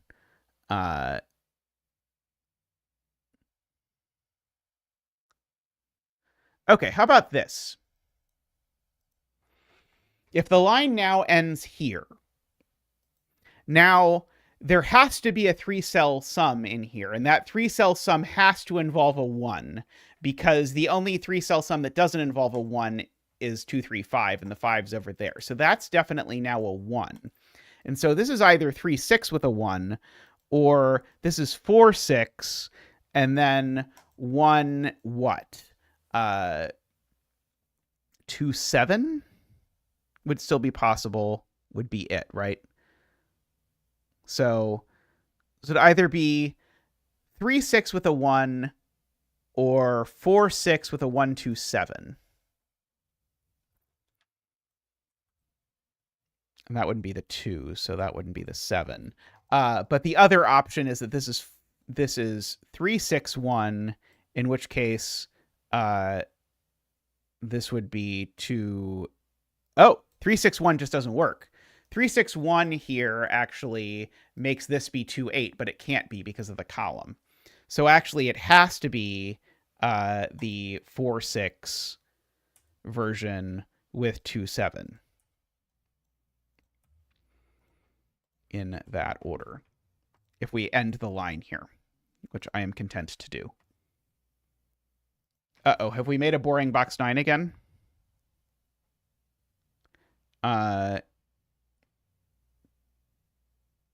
Oh no.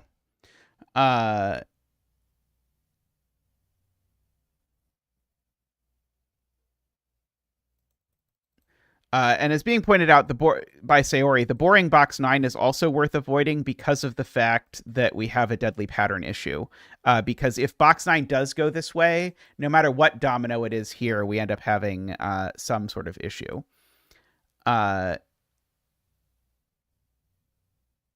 Let's see.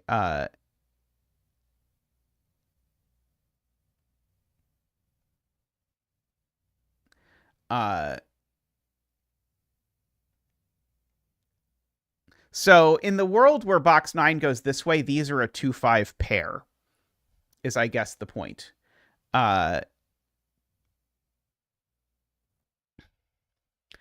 So I need to aim for the world where these are a 2-5 pair.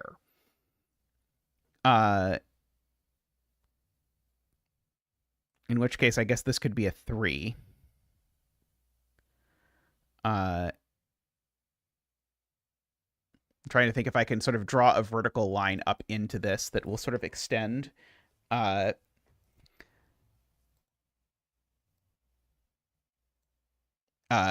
thinking I eventually want to merge these, but I'm just going to look at what possibilities exist here for what this could be.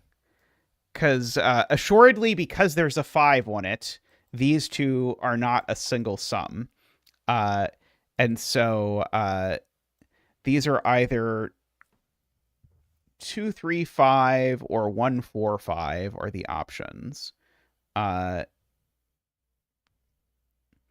so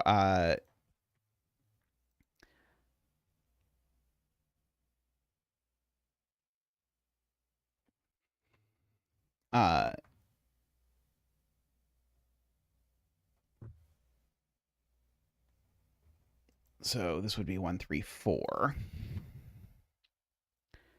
Okay, and that would assuredly be a 3-cell sum, and then I would need a 2-cell sum afterwards.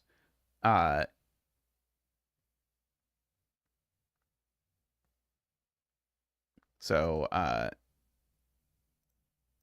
just shove that gray up there. What if we went up again? Like that.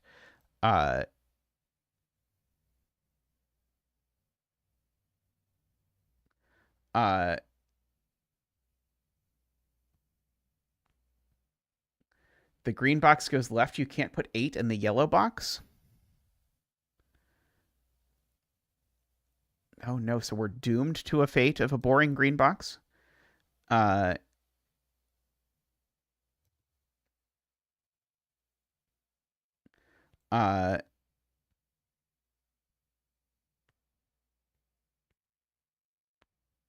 8 can't be in column 10 now. Bye, Ratfinks.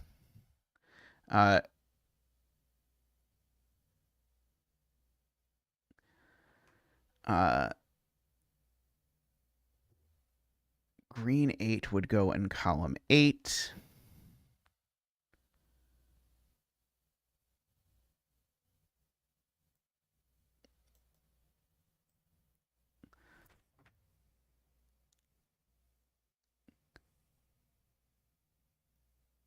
Is that only in the instance that I've drawn this line? Because otherwise there could be an 8 here, right? If I just don't if I don't mess with this, right? This could be like a Oh no, sorry. This could be right. This right. 2, 5 and 8.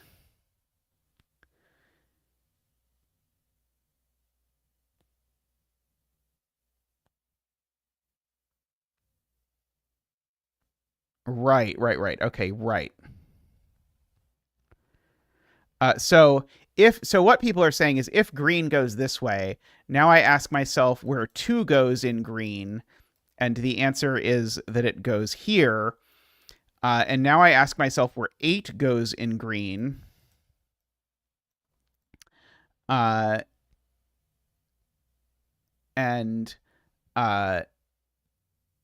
it now can't go any of those places. So now the 8 goes in one of these 2 places. But I'm missing something about how that affects yellow.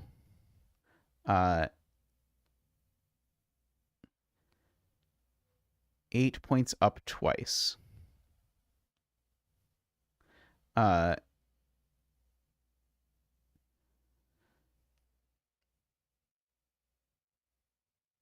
Oh, right. Okay, so yeah, so the point is now, if we look at these 4 columns, we now have 4 8s in these highlighted, or sorry, we now have 5/8 in these highlighted cells. That is people's point, because we have an 8 here, an 8 here, and the 8s for these 3 boxes, and that is 5/8 in 4 columns, and that doesn't work.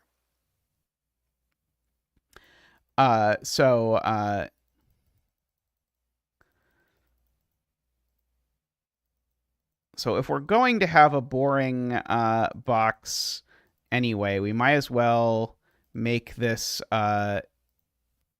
make the slightly more free version of the of this line.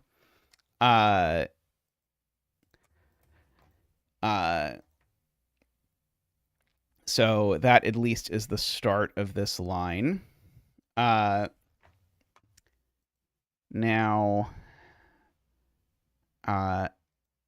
the key was to then turn left here,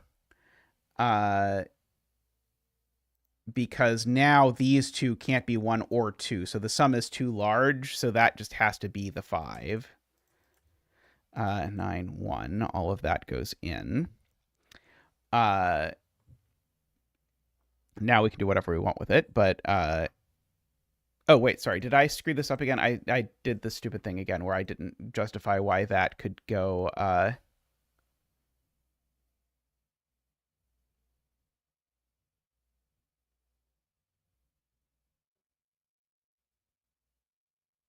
Oh, yeah, it could be row 8, column 10, right. If we make sure that blue goes up. Yeah, we'd have to tweak it to make blue go up. Although then if blue goes up, then we have a boring these 2 boxes, but that's not so bad.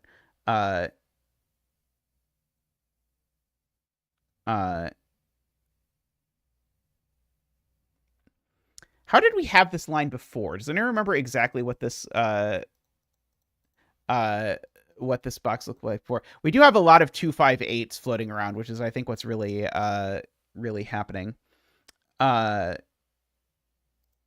this line, we had a version of this line before that was reasonable, but I don't remember what it did.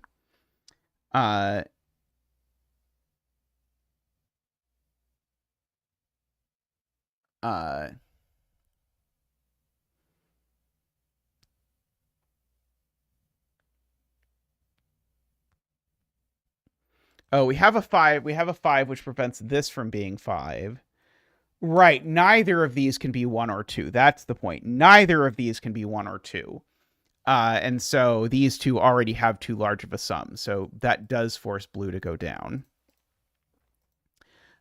Which now does force this to be a 5, which gives me the 2, 5, 1, 2, 9, 1. Does force green to go over here, and now green has to go this way, and we're a little sad, but it's okay. We'll shamble on somehow. All of this will be gray. We'll fix this. We have a 5 over in one of these 2 cells.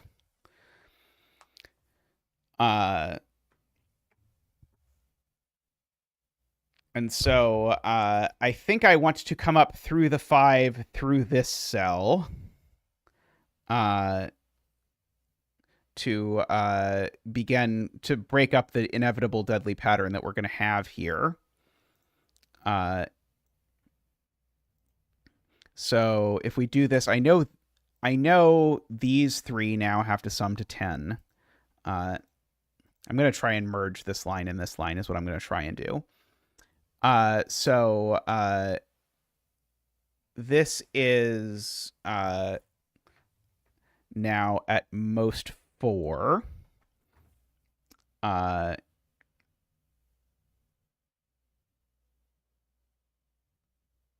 So it is 1, 3, or 4. And now if I go here and then there, I think that helps. Hey, Dorlier, I think that will do it if I now make this the red line. Because now this has to be a 2-cell sum, and it has to be 2, 8. And so now this is... that didn't force the 5?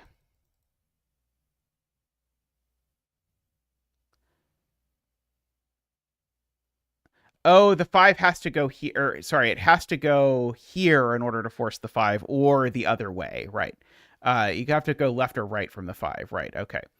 Uh, right. So now we have that. Uh, and so we can probably connect these with another Z or something like that. Maybe, possibly something like that. I don't know exactly how we're connecting them, but you're right. We have to do that. Uh,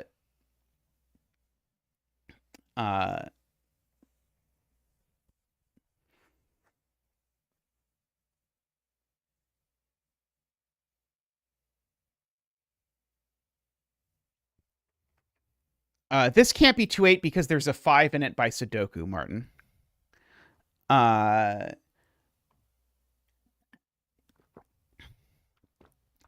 uh,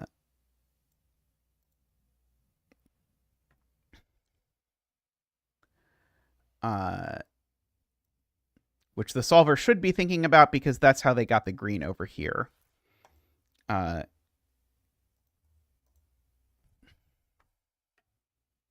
oh, can this still be 4 now? Yeah, I think this can still be 4 in this version. So yeah, I can't just connect these directly, or that would be 2 3-cell sums in a row. So I have to do this in a fancier way. Oh, right, then 6 2 here. Yep. Uh,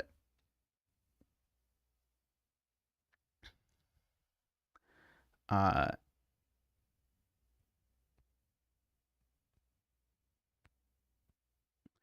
so let's see. So yeah, I would really like this to be forced to be 2 8. But I don't think it is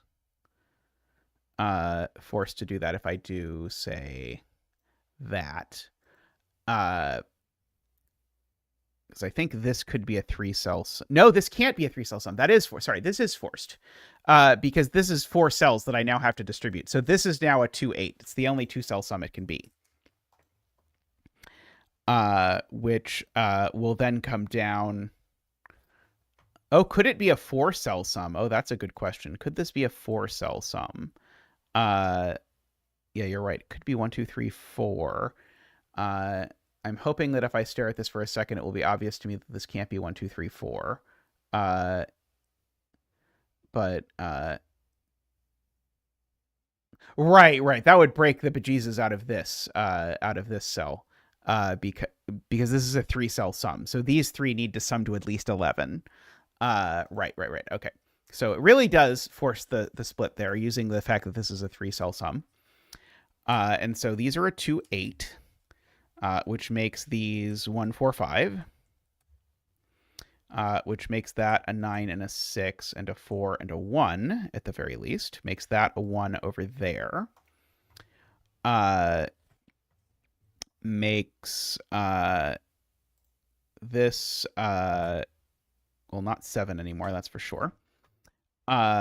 In fact, actually, the 1 actually now just has to go here because I think that might be the last 1 in the grid. That's 4 5. So this is a 3 7 and that's a 3 7 if I am clocking what's going on in this column. And that was all under the assumption that I just made all of this one line. Okay, and so now we see what disasters await us. So now that's the blue 5. Oh, no, sorry, not the blue 5.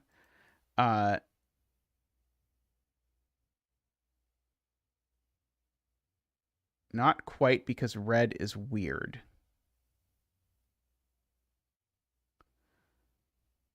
What is weird?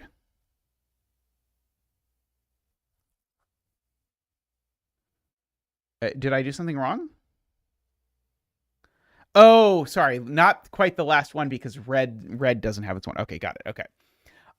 Sorry. Red still needs a 1. Got it. Okay. 9 in box 6. 9 in box 6 is here. So 1 in row 10 is placed. 1 in row 10 is placed. And now that's the last one. And the last red digit is a 9. The last red digit in this column is a 9, which now has to go there. So these are 2, 3, 4, 6, 7. 6, 7. That one seems not to be a 4. So that one is a 4, apparently. Which sorts out the 5 and the 4 over there.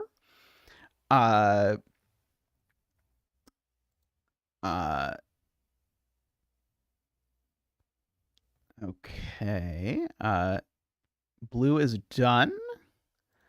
Let's see, what are these digits? 4 and 6. And we know the order. I'm pretty happy with this level. I wish the green were 1 over, but you can't always get everything that you want. 4 and 6 in row 9. Okay, so yeah, this is not 4. Can that be 4 with that being 6? 3-7 pair in row 6. Right, there is a 3-7 pair in row 6, so these are a pair of something else. 3, 4, 5. These are 6 and 8, I believe.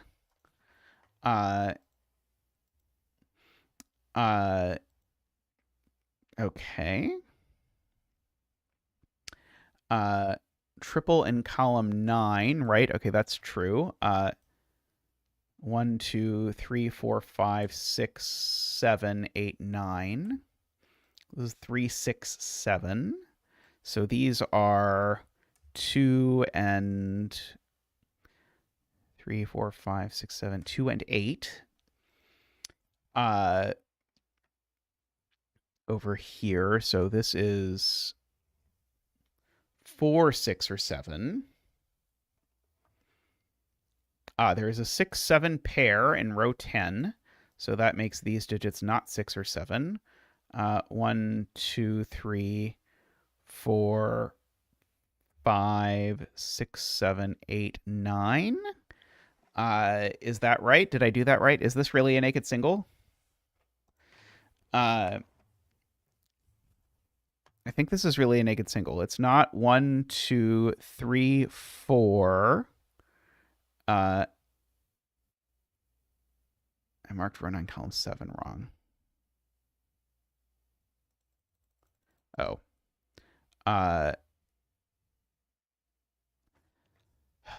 3, 7, 4. Okay, so let's try this again. 1, 2, 3, 4, 5, 6, 7, 8, 9. Okay, I really do think this is a naked single. 1, 2, 3, 4, 5, 6, 7, 8, and so it's a 9. Yep. So those are no 9s. That's not a 2. 6 in this box, just by Sudoku, chat is pointing out, is not there, because a 6 there would put a 4 there. So 6 is on this. So this is actually 4, 6. So that's not a 4. That's not a 6. So those are 4, 6. That is a 3, 7 pair in this column. So that's the other 3, 7, actually, because this 3, 7 is that 3, 7. I believe I did that right, in yellow. So this is the other 2, 5, or 8 that we have. Okay.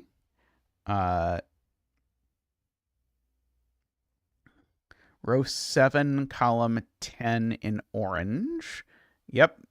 Row 7, column 10 in orange. Yeah, maybe I should actually just be outright ketchuping these.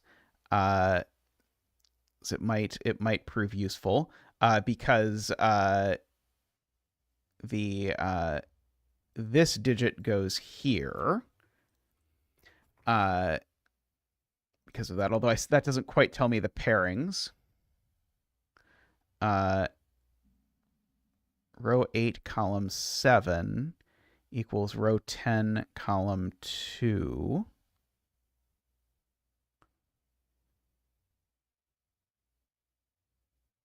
What?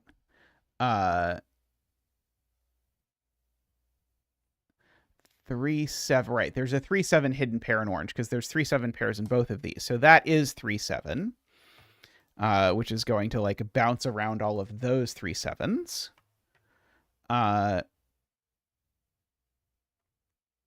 Row 10, column 10. Right. This triple and that triple are the same. So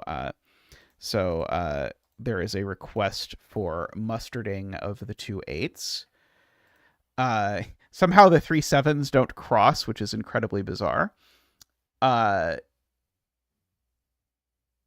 Triple and orange. It's okay. We're going to add 110 line that visits almost every cell in the grid to disambiguate it, microstudy. There's a triple left in orange. 1, 2, 3, 4, 5, 6, 7, 8, 9 is what is left. That is not a 9. That is not a 5. One of these two is a 5, but that is okay, I believe.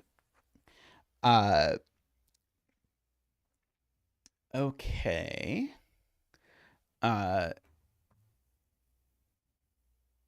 Mustard looks right.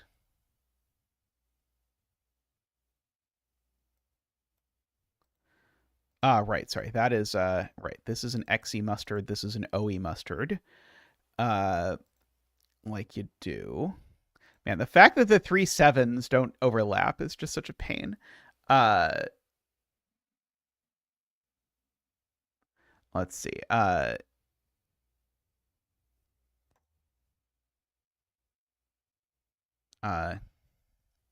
622 line sounds great.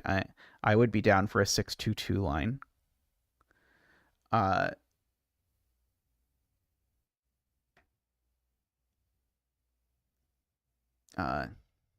Time to add a parody party clue. That sounds great. Go Glum Hippo Go.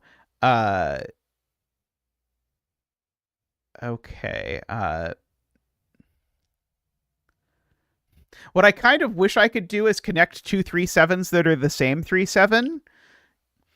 But that sounds slightly evil. Row 6, column 7, row 7, column 8, and the 1.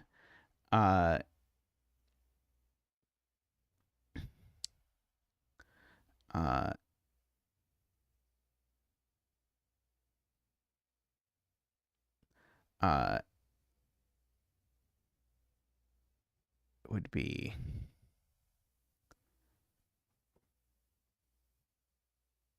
a little killer clue pointing across the negative diagonal. That sounds great. Uh,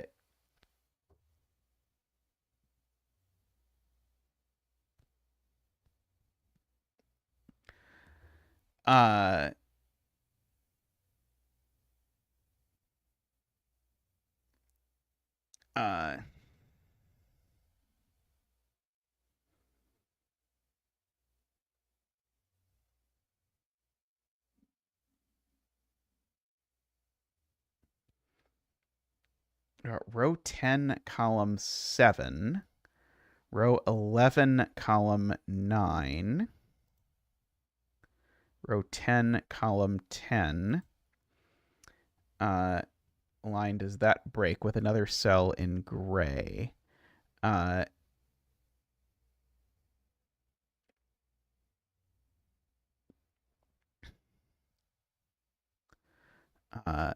Maybe. A massive backwards L in row 11, column 4, to row 7, column 8. I'm that's what I was hoping for, was something like that. I think is very satisfying. Although Yeah, that might not quite resolve everything, but it doesn't. The massive L doesn't have to stop there. Uh, uh, uh,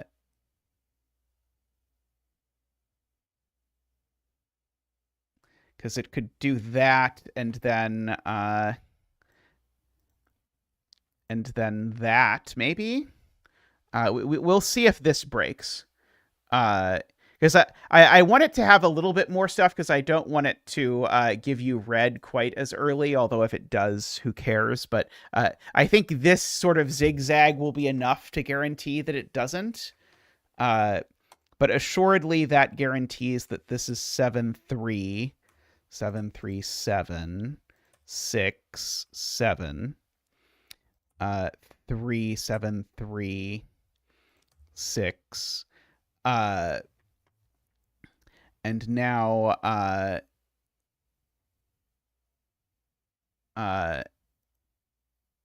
now this certainly can't be 7. Oh, sorry, that's a 7 actually. This is a 3. I don't even have to use the thing to get that it's a 3. I figured by making it really long, I minimized the chance that it would bypass anything.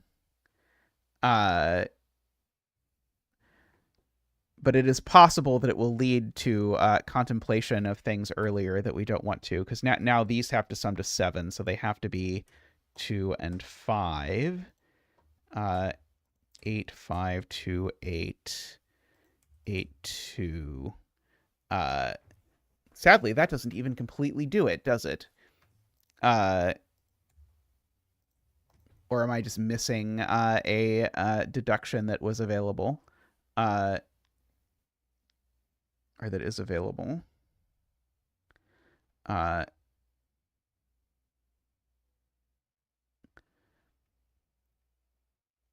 wait, column 7.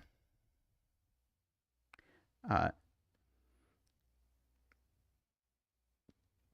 mean, if the 10 line just sort of continues up here, then it's probably fine.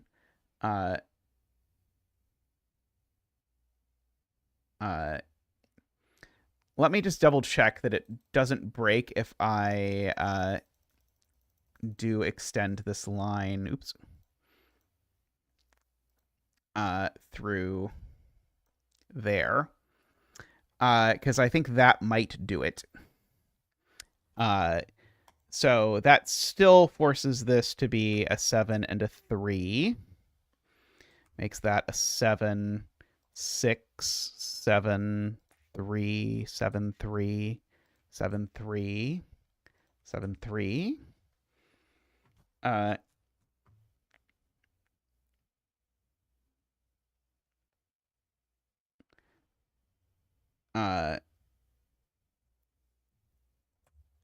6. Okay, Playmaker, I think, sees that this doesn't actually work.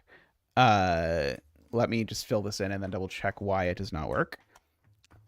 So this assuredly now has to be a 2.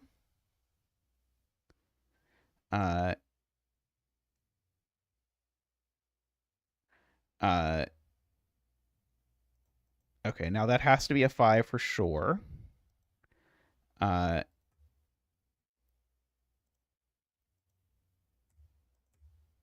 2, 8.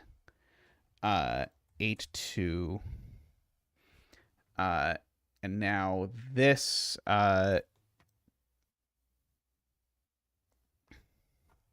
previous line, but slightly to the right instead. Let's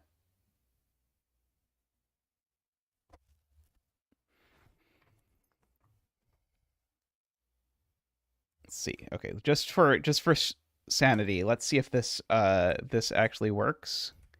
This does not actually work, right? Because this still leaves this 4 6s.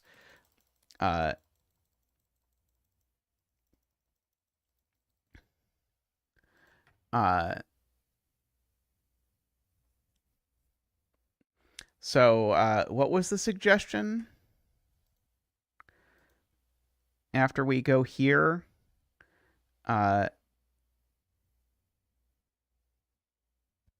row 7, column 7.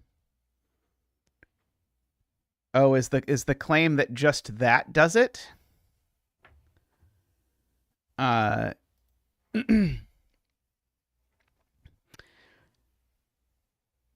on the bright side, I feel confident this puzzle has a solution now. Uh,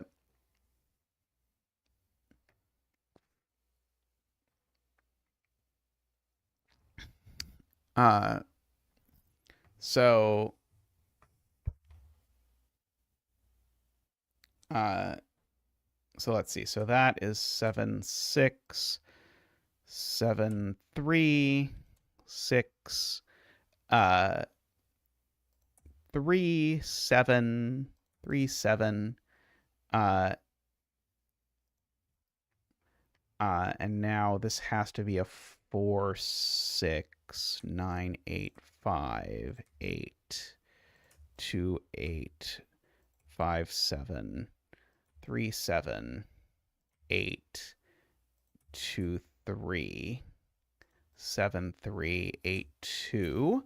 Same for 6, although it go to row 8, column 7.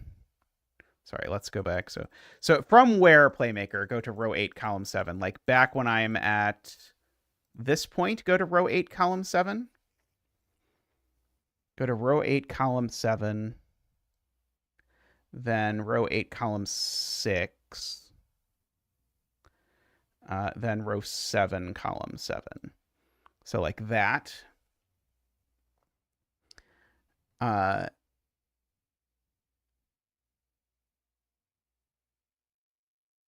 Okay, let's try this. So this still has to be the 7, because if it's a 6, we break.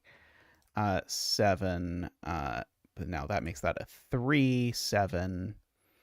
This certainly can't be an 8, so that is a 2. And now these two have to add to 8, so they certainly have to be 3 and 5 and 4, 6 and 4, 8 and 5, 2 and 8. 3 and 6, 8 and 2, 7 and 3, 6 and 8. That's a 9 because of Sudoku. 8, 4, 6, 7, 3, 3 and 7 and 7. And there we go. I think that does it. And I'll be honest, I don't think I'm going to be that bothered if the red happens to get resolved earlier. Yeah, so I think that does it. I definitely do not have the brain to test this puzzle right now, I'm going to be honest.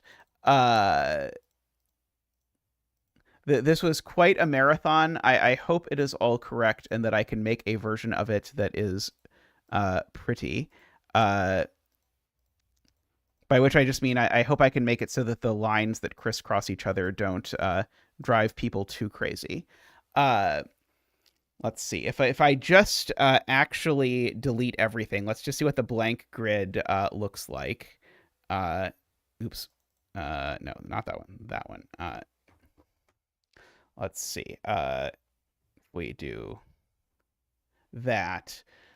The blank grid looks something like this. So we definitely have yaws in there. But yeah, here's that's exactly what I was doing, Ambrose, was just the lines. Do we think do we think it is obvious what the boxes are going to look like looking at this grid? Yeah, the Z right there in the middle. Yeah, we just need a C for chat next to it. Yeah, the classic Z. There's 3 of them, of course. So perfect. I think only one of them was my suggestion. I can't believe this Z worked out. By the way, the fact that this Z worked was crazy.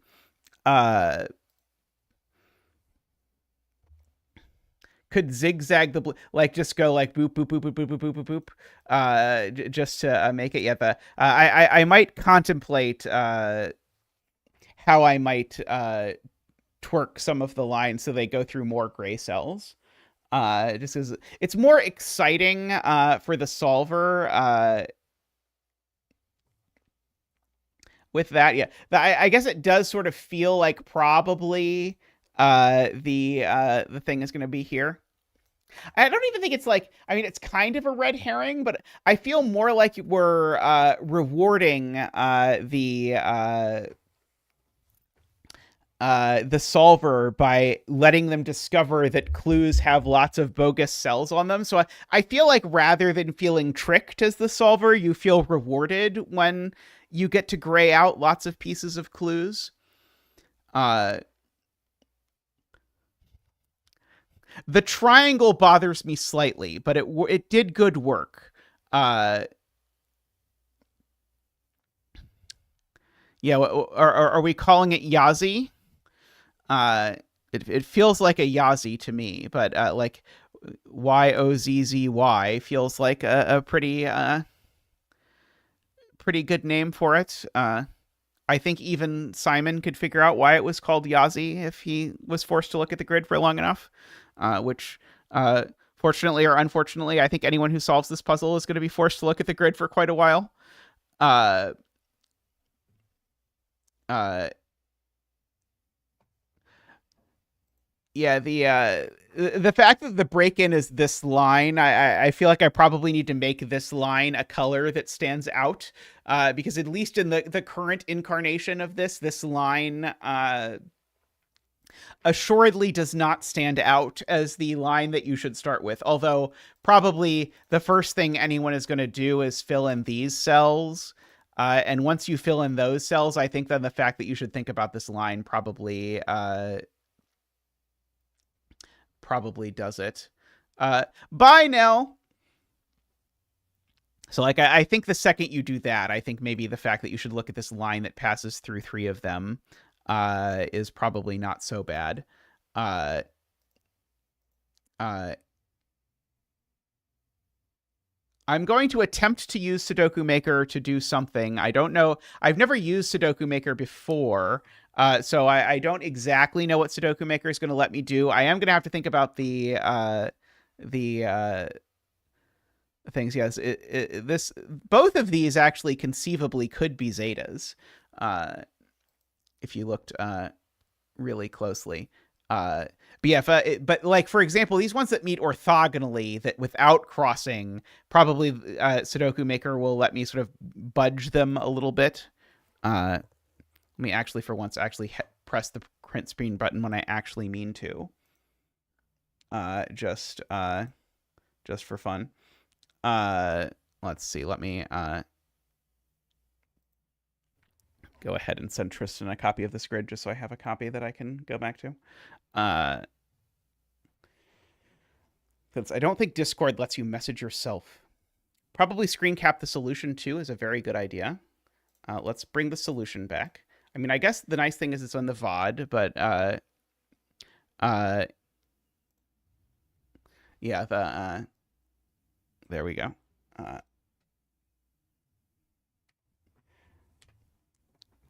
Yeah, I am so glad this did not break horribly. I was very worried that like somehow it was going to turn out that there was some like weird linear relationship going on between the stuff in box one that we had missed, that if you studied the system of equations carefully, then it would break horribly. I don't think Emma was very helpful. Many of you came up with many of these like clues are very nice. Like if you count the number of clues, there aren't actually all that many clues. And we only have a couple of short lines. But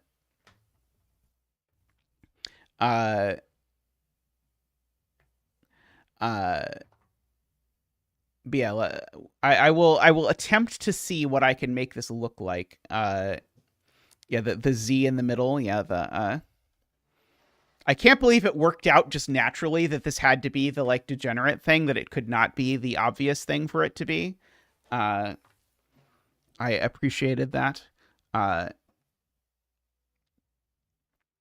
Yeah, I think this is probably going to be a quite difficult puzzle once it's done. Like, I think this is probably going to end up at 5 stars on LMD if I were to guess, having not test solved it and verified that it only has one solution or anything like that. But I feel like chat was pretty good at catching me when I tried to say things that were wrong, like in the first draft of the puzzle when I had already made a mistake that was wrong.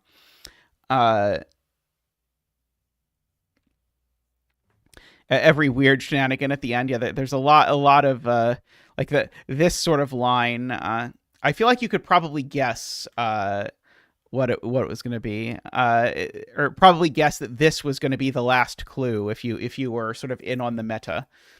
Uh,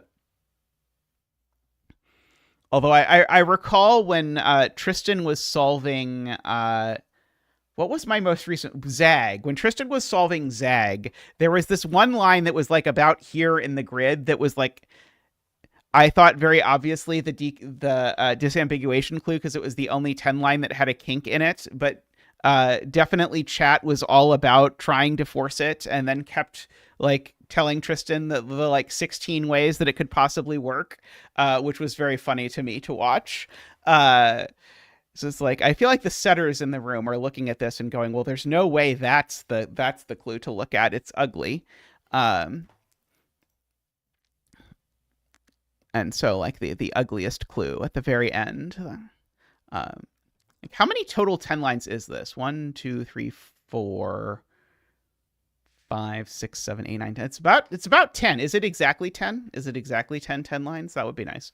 1, 2, 3, 4, 5, 6, 7, 8, 9, 10. As long as I didn't miss one, it's exactly 10 lines. Hopefully I didn't miss one. Oh, I think I counted one. No, I didn't count one twice. I think it might actually be a 10-line puzzle with 10 lines.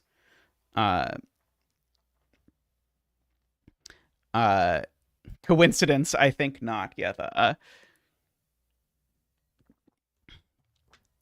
Yeah, when I made the first 10 lines puzzle and just called it 10 lines, the original draft actually was 10 lines. But then it turned out it was a much better puzzle if it was 11 lines.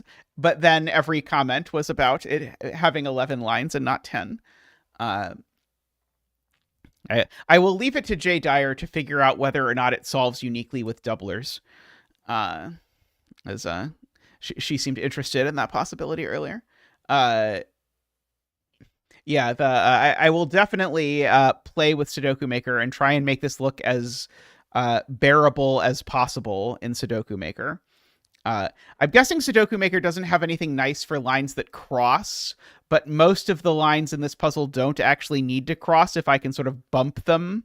Like, that one has to cross, and this one has to cross. But other than that, if I can just sort of, scooch the one over like a little bit and a little down.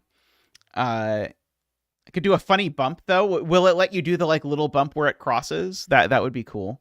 I like a little bump where it crosses. I think that sounds like a plausible way to do this. But yeah, anyway, well, I will do this and I will attempt to get it into Sudoku Maker, but I should probably go eat before attempting anything too ambitious. It does depend on your art skills. Oh no. I may enlist help of some art skilled person to make bumps in the puzzle if it seems reasonable to do so. But I do think I am going to sign off for now. I ended up having a lot of fun, so thank you for everyone for hanging out with my slightly off-kilter setting stream. I'll be back with a normal solving stream on Sunday. So I look forward to seeing you all then. Thanks for hanging out. Thanks for everyone for all the help on this. I do hope we didn't make any logical leaps, and I do hope I did not take any bait to put in anything that was like, oh, I never, ever, ever would have seen that if it was that. Zeta is a master at lines weaving. Yeah, I usually don't have lines cross, but in this case, as soon as I knew the break-in was like a line that did that, I knew there was no way I was going to make this without lines crossing in some capacity. So I was like, okay, I might as well bite the bullet and cross some lines early and just get over it. But yeah, in terms of actual crossing, there doesn't actually have to be that many that cross. They just have to overlap. But anyway, thank you, everyone. Thank you to everyone who supports the stream. I should also say it is greatly appreciated. You do help support these things as well. Thank you to our first pink windmill. Very excited by the pink windmill. I know many of you will have your pink windmill soon. Once you cross the 24 months of support, but Ken was the first, at least that Tristan and I saw do so. But anyway, if you would like a pink windmill, you only have to support the stream for 24 months, and you too can have a pink windmill by your name. But thank you very much, everyone. And last but not least, I will thank the turbines: Daniel, Danita, David, Franco, Nell, Nordy, Plonktime, and DDX. Thank you very much. I saw many of the turbines stopped by today, so it was great to see you all. But thanks for watching, and I'll be back soon. Bye for now.